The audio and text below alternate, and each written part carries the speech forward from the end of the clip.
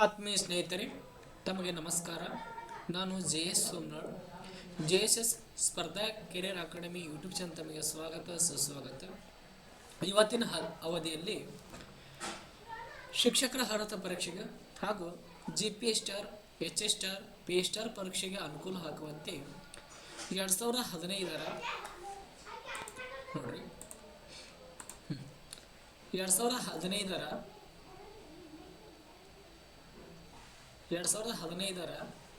TET ಪ್ರಶ್ನೆ ಪತ್ರಿಕೆ 2015ರ TET ಪ್ರಶ್ನೆ ಪತ್ರಿಕೆ ಪೇಪರ್ 2 ಅನ್ನು ಏನು ಮಾಡೋಣ ಅಂದರೆ ಇವತ್ತು ಅಧ್ಯಯನ ಮಾಡೋಣ. ಅದು ಯಾವುದಪ್ಪ ಅಂದ್ರೆ ಶೈಕ್ಷಣಿಕ ಮನೋವಿಜ್ಞಾನಕ್ಕೆ ಸಂಬಂಧಪಟ್ಟಂತೆ ಪಾರ್ಟ್ ನಂಬರ್ 3 ಒಳಗೆ ಏನಪ್ಪ ಅಂದ್ರೆ ಸೈಕಾಲಜಿ ಬರ್ತದೆ. ಎಲ್ಲ ವಿಷಯಗಳು ನಿಮಗೆ ಏನಪ್ಪ ಅಂದ್ರೆ ಗೊತ್ತಿದ್ದಾವ. ನೇರವಾಗಿ ಏನಪ್ಪ ಅಂದ್ರೆ ಪ್ರಶ್ನೆಗಳನ್ನ ನಾವು ಡಿಸ್ಕಸ್ ಮಾಡ್ತಾ ಹೋಗೋಣ. 61ನೇ ಪ್ರಶ್ನೆ, ಇಡೀ ಪ್ರಶ್ನೆ ಪತ್ರಿಕೆ ನೋಡಿದಾಗ 61ನೇ ಪ್ರಶ್ನೆ ಆಗ್ತದೆ. ಚೈಲ್ಡ್ ಡೆವಲಪ್ಮೆಂಟ್ ಆ್ಯಂಡ್ ಪೆಡಗಾಗಿ ವಿಷಯ ನೋಡಿದಾಗ 1ನೇ ಪ್ರಶ್ನೆ ಏನಾಗ್ತದಪ್ಪ ಅಂದ್ರೆ ಆಗ್ತದೆ. ನೋಡ್ರಿ 61ನೇ ಪ್ರಶ್ನೆ ಯಾವ ರೀತಿ ಆಗ್ಯದ. ಮೆದುಳನ್ನು ಕಾರ್ಯಪಟುತ್ವಗೊಳಿಸುವ ತಂತ್ರವನ್ನು ವಿದ್ಯಾರ್ಥಿಗಳಿಗೆ ಉಪಯೋಗಿಸುವರು ಅಂದ್ರೆ ಈ ವಿದ್ಯಾರ್ಥಿಗಳಿಗೆ ಉಪಯೋಗಿಸುತ್ತಾರಂತ ಪ್ರಶ್ನೆಯನ್ನು ಕೇಳಿದನು. ಯಾವ ತಂತ್ರವನ್ನು? ಮೆದುಳನ್ನು ಕಾರ್ಯಪಟುತ್ವಗೊಳಿಸುವ ತಂತ್ರವನ್ನು ಯಾವ ವಿದ್ಯಾರ್ಥಿಗಳಿಗೆ ಉಪಯೋಗಿಸುತ್ತಾರೆ ಅನ್ನೋದು ಏನಪ್ಪ ಅಂದ್ರೆ ಪ್ರಶ್ನೆ ಅದ. ಆಪ್ಷನ್ಸ್ಗಳು ಒಂದೊಂದಾಗಿ ನೋಡೋಣ.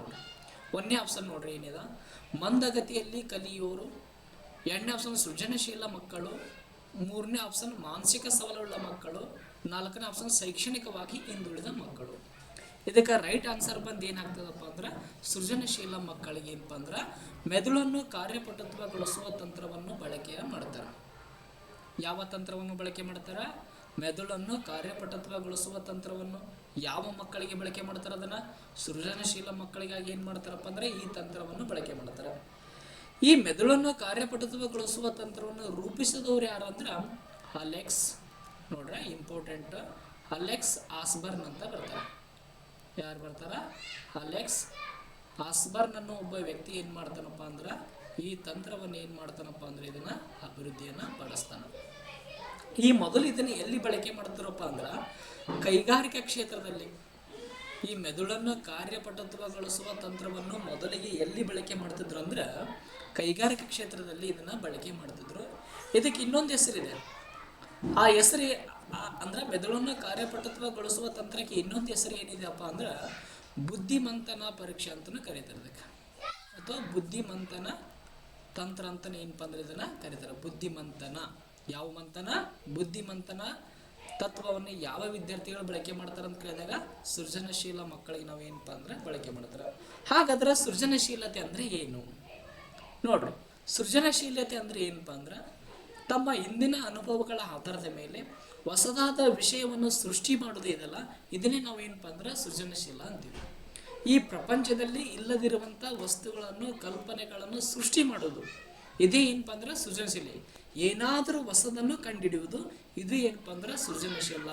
ಒಂದು ಮಗು ಶಾಲಾ ಕಟ್ಟಡದಲ್ಲಿ ಏನಾದರೂ ಹೊಸದಾದ ವಿಷಯವನ್ನು ಏನು ಮಾಡಿದಪ್ಪ ಅಂದ್ರೆ ಆತ ಕಂಡುಕೊಂಡ ಅಥವಾ ಆತ ಉತ್ಪಾದನೆ ಮಾಡಿದ, ಹೊಸದಾದ ವಿಷಯವನ್ನು ಹೊರಗೆ ಹಾಕಿದಂದ್ರೆ ಅದು ಅವನ ಸೃಜನಶೀಲತೆ.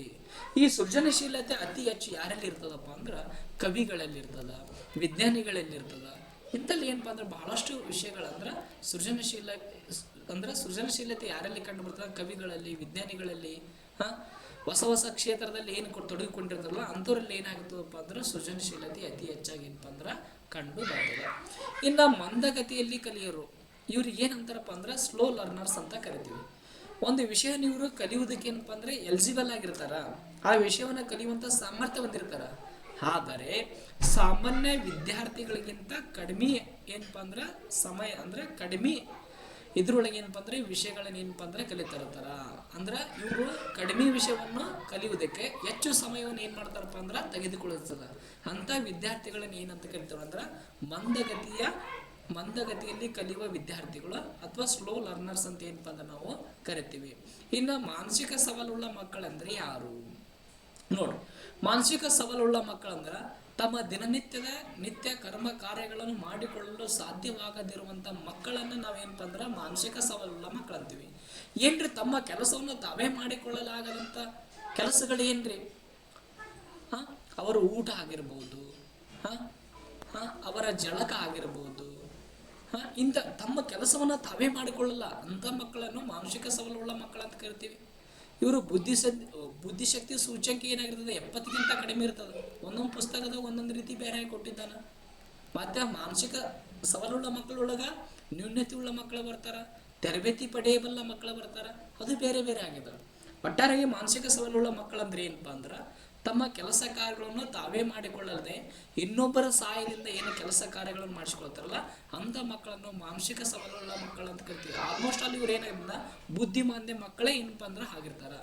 ಇನ್ನು ಶೈಕ್ಷಣಿಕವಾಗಿ ಹಿಂದುಳಿದ ಮಕ್ಕಳನ್ನು ಕೇಳಿದ್ದಾರೆ. ಶೈಕ್ಷಣಿಕವಾಗಿ ಹಿಂದುಳಿದ ಮಕ್ಕಳೇ ಅಂದರೆ ಒಂದು ಹಂತದಲ್ಲಿ ಶೈಕ್ಷಣಿಕ ಪ್ರಗತಿಯನ್ನು ಸಾಧಿಸ್ತಿರ್ತಾರೆ, ಇನ್ನೊಂದು ಹಂತದಲ್ಲಿ ಶೈಕ್ಷಣಿಕ ಪ್ರಗತಿಯನ್ನು ಸಾಧಿಸಿ ಇನ್ನೊಂದು ಹಂತದಲ್ಲಿ ಏನಾಗ್ತಾರೆ ವಿಫಲ ಆಗ್ತಾರೆ. ಇಂಥ ಮಕ್ಕಳನ್ನು ಶೈಕ್ಷಣಿಕವಾಗಿ ಹಿಂದುಳಿದ ಮಕ್ಕಳು ಅಂತ ಕರೀತಾರೆ. ನೋಡ್ರಿ, ಇವಾಗ ಫಾರ್ ಎಕ್ಸಾಂಪಲ್ ಹೇಳ್ತೀನಿ. ಎಂತಾರಪ್ಪ ಅಂದ್ರೆ ಒಂದು ಮಗು SSLC ಪರೀಕ್ಷೆ ಒಳಗೆ ಇಡೀ ಸ್ಟೇಟಿಗೆ ಏನಾಗಿರ್ತಾನಪ್ಪ ಅಂದ್ರೆ ರ್ಯಾಂಕ್ ಬಂದಿರ್ತಾನೆ. 98 ಮಾಡಿ ಏನಾಗಿರ್ತಾನಪ್ಪ ಅಂದ್ರೆ ರ್ಯಾಂಕ್ ಬಂದಿರ್ತಾನೆ, ಇಡೀ ಸ್ಟೇಟಿಗೆ ರ್ಯಾಂಕ್ ಬಂದಿರ್ತಾನೆ. ಅದೇ ಮಗು ಮುಂದೆ PUCಗೆ ಏನು ಮಾಡಬೇಕು, ಅವನ ಕಲಿಕೆಯ ಪ್ರಗತಿ ಏನಾಗಬೇಕು, ಹೆಚ್ಚಾಗಬೇಕು. ಈ 98 ಇದ್ದಿದ್ದು 99 ಆಗಬೇಕಾಗಿತ್ತು, ಏನಾಗಿತ್ತು 99 ಆಗಬೇಕಾಗಿತ್ತು.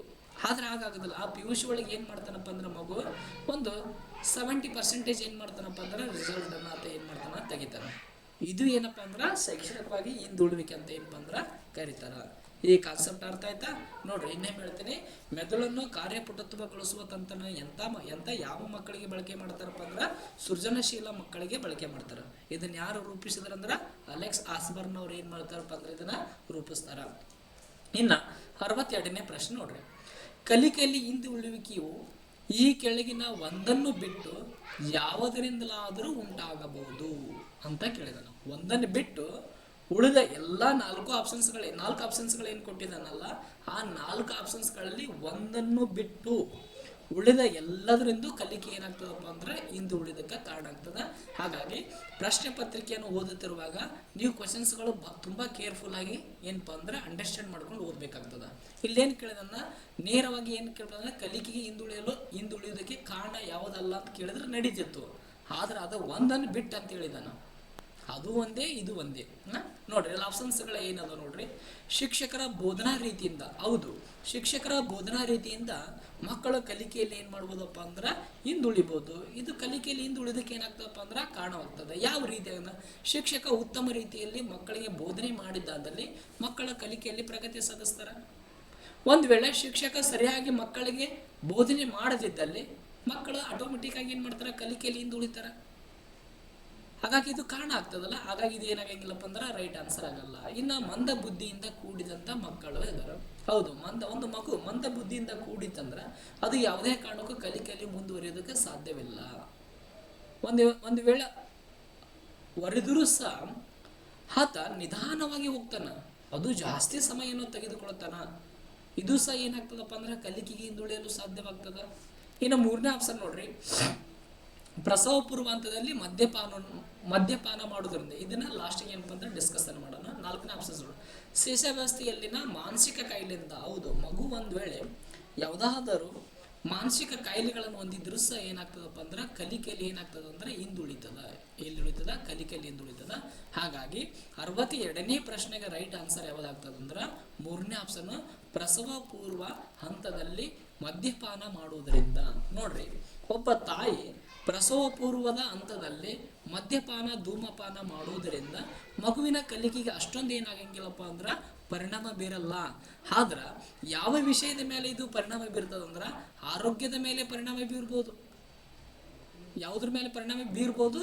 ಆರೋಗ್ಯದ ಮೇಲೆ ಪರಿಣಾಮ ಬೀರ್ಬೋದು. ಯಾವಾಗ ಬೀರ್ತದಂದ್ರೆ ಆ ಗರ್ಭಧರಿಸಿದ ತಾಯಿ ತಾನು ನಿರಂತರವಾಗಿ ಮದ್ಯಪಾನ ಧೂಮಪಾನದಲ್ಲಿ ತೊಡಗಿದ್ರೆ ಮಾತ್ರ ಆರೋಗ್ಯದಲ್ಲಿ ಏನಾಗ್ತದಪ್ಪ ಅಂದ್ರೆ ಪರಿಣಾಮ ಬೀರ್ತದೆ. ಒಂದು ವೇಳೆ ಯಾವತ್ತೋ ಪ್ರಸವ ಪೂರ್ವ ಹಂತದಲ್ಲಿ ಅಂದ್ರೆ ತಾನು ಗರ್ಭಿಣದ ಯಾವತ್ತೋ ಒಂದು ದಿನ ಆಕೆ ಮದ್ಯಪಾನ ಮಾಡಿದ್ದಾದಲ್ಲಿ ಆ ಮಗುವಿನ ಮೇಲೆ ಯಾವುದೇ ರೀತಿ ಏನಾಗಂಗಿಲ್ಲಪ್ಪ ಅಂದ್ರೆ ಪರಿಣಾಮ ಬೀರೋದಿಲ್ಲ.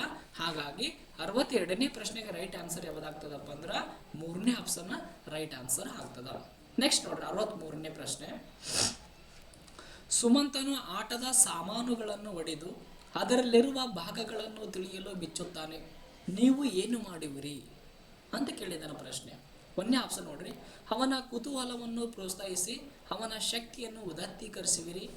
2ನೇ ಆಪ್ಷನ್, ಸುಮಂತನನ್ನು ಆಟ ಆಡುವುದಕ್ಕೆ ಬಿಡುವುದೇ ಇಲ್ಲ, ಶಿಕ್ಷಕರಾದವರು ಈ ಕೆಲಸ ಮಾಡೇಬಾರ್ದು. ನೆಕ್ಸ್ಟ್ 3ನೇ ಆಪ್ಷನ್ ನೋಡ್ರಿ, ಯಾವಾಗಲೂ ಹತ್ತಿರದಿಂದ ವೀಕ್ಷಿಸುತ್ತೀರಿ. 4ನೇ ಆಪ್ಷನ್, ಅವನಿಗೆ ಆಟದ ಸಾಮಾನುಗಳನ್ನು ಒಡೆದು ಹಾಕಬಾರದೆಂದು ಅರ್ಥ ಮಾಡಿಸುವಿರಿ ಅಂತ ಏನಪ್ಪ ಅಂದ್ರೆ ಆಪ್ಷನ್ಸ್ಗಳ ಕೊಟ್ಟಿದ್ದಾರೆ. ಇದಕ್ಕೆ ರೈಟ್ ಆನ್ಸರ್ ಏನಾಗ್ತದೆ ಅಂದ್ರೆ 1ನೇ ಆಪ್ಷನ್ ಇದೆಯಲ್ಲ, ಅವನ ಕುತೂಹಲವನ್ನು ಪ್ರೋತ್ಸಾಹಿಸಿ ಅವನ ಶಕ್ತಿಯನ್ನು ಉದಾತ್ತೀಕರಿಸುವರು. ಶಿಕ್ಷಕರಾದವರು ಮಾಡಬೇಕಾಗಿದ್ದು ಇದೇ ಕಾರ್ಯ. ಒಬ್ಬ ಹುಡುಗ ಅಥವಾ ಸುಮಂತನ ಆಟದ ಸಾಮಾನುಗಳನ್ನು ನೋಡಿದ್ದು ಅದರಲ್ಲಿ ಇರುವ ಭಾಗಗಳೇನು, ಅದರಲ್ಲಿ ಏನು ಒಳಗಡೆ ವಿಷಯ ಐತೆ ಅನ್ನೋದು ಮಗು ಏನು ಮಾಡ್ತದಪ್ಪ ಅಂದರೆ ತಿಳಿದುಕೊಳ್ಳುವ ಆಸಕ್ತಿ ಹೊಂದಿದ್ದಾನೆ. ಅವನ ಆಸಕ್ತಿಗೆ ನಾವು ಪ್ರೋತ್ಸಾಹ ಕೊಡಬೇಕಲ್ಲ, ಆತನ ಕುತೂಹಲ ಏನದಲ್ಲ ಅದನ್ನು ಪ್ರೋತ್ಸಾಹಿಸಬೇಕಲ್ಲ. ಶಿಕ್ಷಕರಾದವರು ಇದನ್ನೇ ಮಾಡಬೇಕು. ಶಿಕ್ಷಕರು ಯಾವುದೋ ಒಂದು ವಿಷಯವನ್ನು ಮಕ್ಕಳಿಗೆ ಬೋಧನೆ ಮಾಡಬೇಕಾದಲ್ಲಿ ಆ ವಿಷಯದ ಮೇಲೆ ಮೊದಲು ಏನು ಮಾಡಬೇಕಂದ್ರೆ ಆಸಕ್ತಿ ಬರುವಂತೆ ಮಾಡಬೇಕು. ಮೊದಲು ಏನು ಮಾಡಬೇಕು, ಆ ಮಗುವಿಗೆ ಆಸಕ್ತಿ ಬರುವಂತೆ, ಆ ವಿಷಯದ ಮೇಲೆ, ಆ ಕಾನ್ಸೆಪ್ಟ್ ಮೇಲೆ ಮಗುವಿಗೆ ಆಸಕ್ತಿ ಬರುವಂತೆ ನೋಡ್ಕೋಬೇಕು. ಆ ಆಸಕ್ತಿ ಬಂದ ನಂತರ ಆ ಮಗುವಿನ ಆಸಕ್ತಿಯನ್ನು ಕೆರಳಿಸಿಗಿಸಿ ಆ ಮಗುವನ್ನು ಕಲಿಕೆಯಲ್ಲಿ ತೊಡಗಿಸ್ಬೇಕು. ಶಿಕ್ಷಕರಾದವರು ನಾವು ಇದನ್ನೇ ಮಾಡಬೇಕು. ನೆಕ್ಸ್ಟು ಇಲ್ಲಿ 2ನೇ ಆಪ್ಷನ್ ಇದಲ್ಲ, ಶಿಕ್ಷಕರು ಯಾವುದೇ ಕಾರಣಕ್ಕೆ ಏನು ಮಾಡಬಾರ್ದಪ್ಪ ಅಂದ್ರೆ ಆ ಆಟ ಆಡುವುದಕ್ಕೆ ಬಿಡುವುದಿಲ್ಲ ಅಂತ ಆಪ್ಷನ್ ಇದಲ್ಲ. ಈ ಕಾರ್ಯವನ್ನು ಮಾಡಬಾರದು. ಮಗು ಯಾವುದೋ ಒಂದು ವಿಷಯ ಬಗ್ಗೆ ಏನೋ ಒಂದು ಕೆಲಸವನ್ನು ಏನಪ್ಪ ಅಂದ್ರೆ ಮಾಡ್ಕೊಂಡು ಬಂದಿರ್ತಾನೆ, ಅಥವಾ ಏನೋ ಆತನ ತನ್ನ ತಿಳಿದಿದ್ದೇನೋ ಬರ್ಕೊಂಡು ಬಂದಿರ್ತಾನೆ, ಅವನಿಗೆ ಬೈಯೋದಾಗಿರ್ಬೋದು, ಹೊಡೆಯೋದಾಗಿರ್ಬೋದು, ಇದು ಸರಿ ಇಲ್ಲ, ಈ ಥರ ಎಲ್ಲ ಹೇಳ್ಬಾರ್ದು. ಅದು ಏನು ಚೆಕ್ ಮಾಡ್ಕೊಂಬಂದಾನೆ, ಏನು ಮಾಡ್ಕೊಂಬಂದಿದ್ದ ಅದನ್ನು ನೋಡ್ಕೊಂಡು ವೇಸಿ ಅದು ಸರಿ ತಪ್ಪು ಅಷ್ಟೇ ತಿಳುವಳಿಕೆ ಏನಪ್ಪ ಅಂದ್ರೆ ತಿಳಿಸ್ಬೇಕು. ಅದು ಬಿಟ್ಟು ಒಂದು ವೇಳೆ ಅವನಿಗೆ ಅದು ಏನೈತೆ ಅಂತ ನಾವು ಪ್ರೋತ್ಸಾಹ ಮಾಡಲಿಲ್ಲ ಅಂದ್ರೆ, ಏನೂ ಆತನಿಗೆ ಅವಕಾಶ ಕೊಡಲಿಲ್ಲ ಅಂದ್ರೆ ಆತನ ವಿಕಾಸ ಏನಾಗ್ತದಪ್ಪ ಅಂದ್ರೆ ಕುಂಠಿತವಾಗ್ತದೆ. ಈಗ ನಿಮಗೆ ಫಾರ್ ಎಕ್ಸಾಂಪಲ್ ಕ್ರಿಯಾಜನ್ಯ ಅನುಬಂಧಿತ ಕಲಿಕೆ ನೀವೆಲ್ಲರೂ ಏನಪ್ಪ ಅಂದ್ರೆ ಸ್ಟಡಿಯನ್ನು ಮಾಡಿದ್ರಿ. ಮುಂದೆ ಕಲಿಕಾ ಸಿದ್ಧಾಂತಗಳು ಅಧ್ಯಯನ ಮಾಡ್ತಿರುವಾಗ ನಾವೇನಪ್ಪ ಅಂದ್ರೆ ಅದ್ರ ಬಗ್ಗೆ ನಿಮಗೆ ಹೇಳ್ತೀನಿ. ಈ ಕ್ರಿಯಾಜನ್ಯ ಕಲಿಕೆ ಒಳಗೆ ಇಲ್ಲಿ ಮಗು ಅಂದರೆ BF ಸ್ಕಿನ್ನರ್ ಅವ್ರು ಏನು ಹೇಳ್ತಾರಂದ್ರೆ, ಮಗು ಕಲಿಕೆಯಲ್ಲಿ ತೊಡಗಬೇಕಾದ್ರೆ ಆತ ಏನಾದರೂ ಒಂದು ಮಾಡಬೇಕು. ಅದು ಸರಿ ಇದೋ ತಪ್ಪಿದೋ ಸೆಕೆಂಡರಿ, ಆತ ಯಾವುದಾದ್ರೂ ಒಂದು ಕೆಲಸವನ್ನು ಮಾಡಬೇಕು. ಮಾಡಿದಾಗ ಮಾತ್ರ ಆತನಲ್ಲಿ ಏನಾಗ್ತದೆ ಅಂದ್ರೆ ಕಲಿಕೆ ಉಂಟಾಗ್ತದೆ ಅಂತ BF ಸ್ಕಿನ್ನರ್ ಅವ್ರು ಹೇಳ್ತಾರೆ. ಅದೇ ರೀತಿ ಇಲ್ಲಿ ಈ ಪ್ರಶ್ನೆಗೆ ಸಂಬಂಧಪಟ್ಟಂತೆ ಹೇಳೋದಾದ್ರೆ ಅಲ್ಲಿ ಶಿಕ್ಷಕರಾದವ್ರು ನಾವೇನು ಮಾಡಬೇಕಪ್ಪ ಅಂದ್ರೆ ಆತನ ಆನುವಂಶಿಕ ಗುಣಗಳು ಏನದವಲ್ಲ ವಿಕಾಸವಾಗಬೇಕಾಗಿತ್ತಂದ್ರೆ ಆತನಿಗೆ ವಿಫಲವಾದ ಅವಕಾಶಗಳನ್ನು ನಾವು ಏನು ಮಾಡಬೇಕಪ್ಪ ಅಂದ್ರೆ ಶಾಲೆಯಲ್ಲಿ ಸೃಷ್ಟಿ ಮಾಡಬೇಕು. ಆದರೆ ಅವುಗಳನ್ನು ಕೊರತೆ ಮಾಡದಂತೆ ಏನಪ್ಪ ಅಂದ್ರೆ ನಾವು ನೋಡ್ಕೋಬೇಕು. ಇನ್ನೊಂದು, ನಾವು ಯಾವುದೇ ಒಂದು ಚಟುವಟಿಕೆಯನ್ನು ಮಕ್ಕಳಿಗೆ ಕೊಟ್ಟಾಗ ಹತ್ತಿರದಿಂದ ವೀಕ್ಷಣೆ ಮಾಡಬಾರ್ದು. ಯಾಕಂದ್ರೆ ಹತ್ತಿರದಿಂದ ವೀಕ್ಷಣೆ ಮಾಡಿದ್ವು ಅಂದ್ರೆ ಮಕ್ಕಳಿಗೆ ಏನಾಗ್ತದೆ, ಭಯ ಆಗ್ತದೆ, ಅವಘಡಗಳಾಗ್ತವೆ, ಭಾಳ ಮುಜುಗರ ಪಟ್ಟುಕೊಳ್ತಿರ್ತಾರೆ. ಆದಷ್ಟು ಶಿಕ್ಷಕರು ಏನಪ್ಪ ಅಂದರೆ ಯಾವುದೇ ಒಂದು ಕಾರ್ಯಚಟುವಟಿಕೆ ಕೈಗೊಂಡಿಂದ ಅವನ್ನ ಹತ್ತಿರದಿಂದ ವೀಕ್ಷಣೆ ಮಾಡಿದ್ರೆ ಸ್ವಲ್ಪ ದೂರದಲ್ಲಿ ನಿಂತು ವೀಕ್ಷಣೆ ಮಾಡೋದು ಭಾಳ ಬೆಟರ್ ಆಗ್ತದೆ. ನೆಕ್ಸ್ಟ್ ಅವನಿಗೆ ಆಟದ ಸಾಮಾನುಗಳನ್ನ ಒಡೆದು ಹಾಕಬಾರ್ದು ಅಂತ ಅರ್ಥ ಮಾಡಿಸಿವ್ರಿ ಅಂತದ. ಹೌದು, ಸರಿ. ಆದ್ರೆ ಇದಕ್ಕಿಂತ ಬೆಟ್ರ್ ಯಾವುದಪ್ಪ ಅಂದ್ರೆ ನಮಗೆ ಇದು 1ನೇ ಆಪ್ಷನ್ ಏನಾಗ್ತದೆ ಅಂದ್ರೆ ರೈಟ್ ಆನ್ಸರ್ ಆಗ್ತದೆ. ನೆಕ್ಸ್ಟ್ ಇನ್ನು 64ನೇ ಪ್ರಶ್ನೆ ನೋಡ್ರಿ. ಕೆಲವು ಕೈ ಅನುಭವಗಳ ನಂತರ ಮಗುವೊಂದು ಶಿಕ್ಷಕರನ್ನು ದ್ವೇಷಿಸಲು ಪ್ರಾರಂಭಿಸುತ್ತದೆ. ಇದು ಈ ಕೆಳಗಿನ ಯಾವುದಕ್ಕೆ ಸಂಬಂಧಿಸಿದೆ?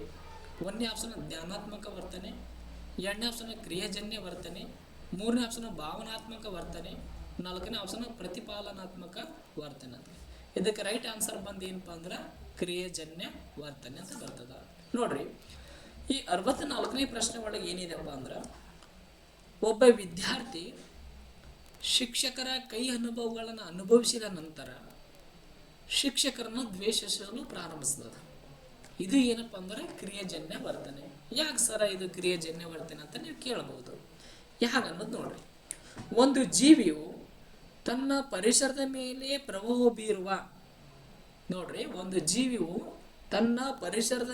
ಪ್ರಭಾವ ಬೀರುವ ಮತ್ತು ತನ್ನ ಪ್ರತಿಕ್ರಿಯೆಗಳ ಫಲಿತಾಂಶದಿಂದ ತಾನು ಮಾಡುವ ಕ್ರಿಯೆಗಳಿಗೆ ಪ್ರತಿಕ್ರಿಯೆ ನೀಡುವ ಒಂದು ರೀತಿಯ ವರ್ತನೆ ಆಗಿದೆ. ಅರ್ಥ ಆಯ್ತಲ್ಲ? ಕ್ರಿಯಾಜನ್ಯ ವರ್ತನೆ ಅಂದ್ರೆ ಒಂದು ಕ್ರಿಯೆಗೆ ಪ್ರತಿಕ್ರಿಯೆ ತೋರುವುದು. ನೋಡ್ರಿ, ಇಲ್ಲಿ ಶಿಕ್ಷಕನ ಕ್ರಿಯೆ ಯಾವ ರೀತಿ ಇದಪ್ಪ ಅಂದ್ರೆ ಆ ಮಗುವಿಗೆ ಏನೋ ಹೊಡೆದಿರ್ಬೋದು, ಬೇದಿರ್ಬೋದು, ಏನೋ ಮಾಡಿರ್ಬೋದು. ಅವನಿಗೇನಾಗಿದಪ್ಪ ಅಂದ್ರೆ ಕೈ ಅನುಭವ ಆಗಿದೆ. ಯಾರಿಂದ ಆಗಿದೆ? ಶಿಕ್ಷಕರಿಂದ. ಇದು ಏನಾಗಿದಪ್ಪ ಅಂದ್ರೆ ಕ್ರಿಯೆ. ಇದು ಏನಿದು ಕ್ರಿಯೆ. ಆದ್ರೆ ಮಗು ಏನು ಒಳ್ಳೆ ವಾಪಸ್ ತೋರಿಸ್ತದಲ್ಲ, ಅದು ಏನಪ್ಪ ಅಂದ್ರೆ ಪ್ರತಿಕ್ರಿಯೆ. ಆವಾಗ ಮಗು ಏನು ಮಾಡ್ತದಪ್ಪ ಅಂದ್ರೆ ಆ ಶಿಕ್ಷಕರನ್ನು ದ್ವೇಷಿಸಲು ಪ್ರಾರಂಭಿಸ್ತದ. ಇದು ಏನಪ್ಪ ಅಂದ್ರೆ ಪ್ರತಿಕ್ರಿಯೆ.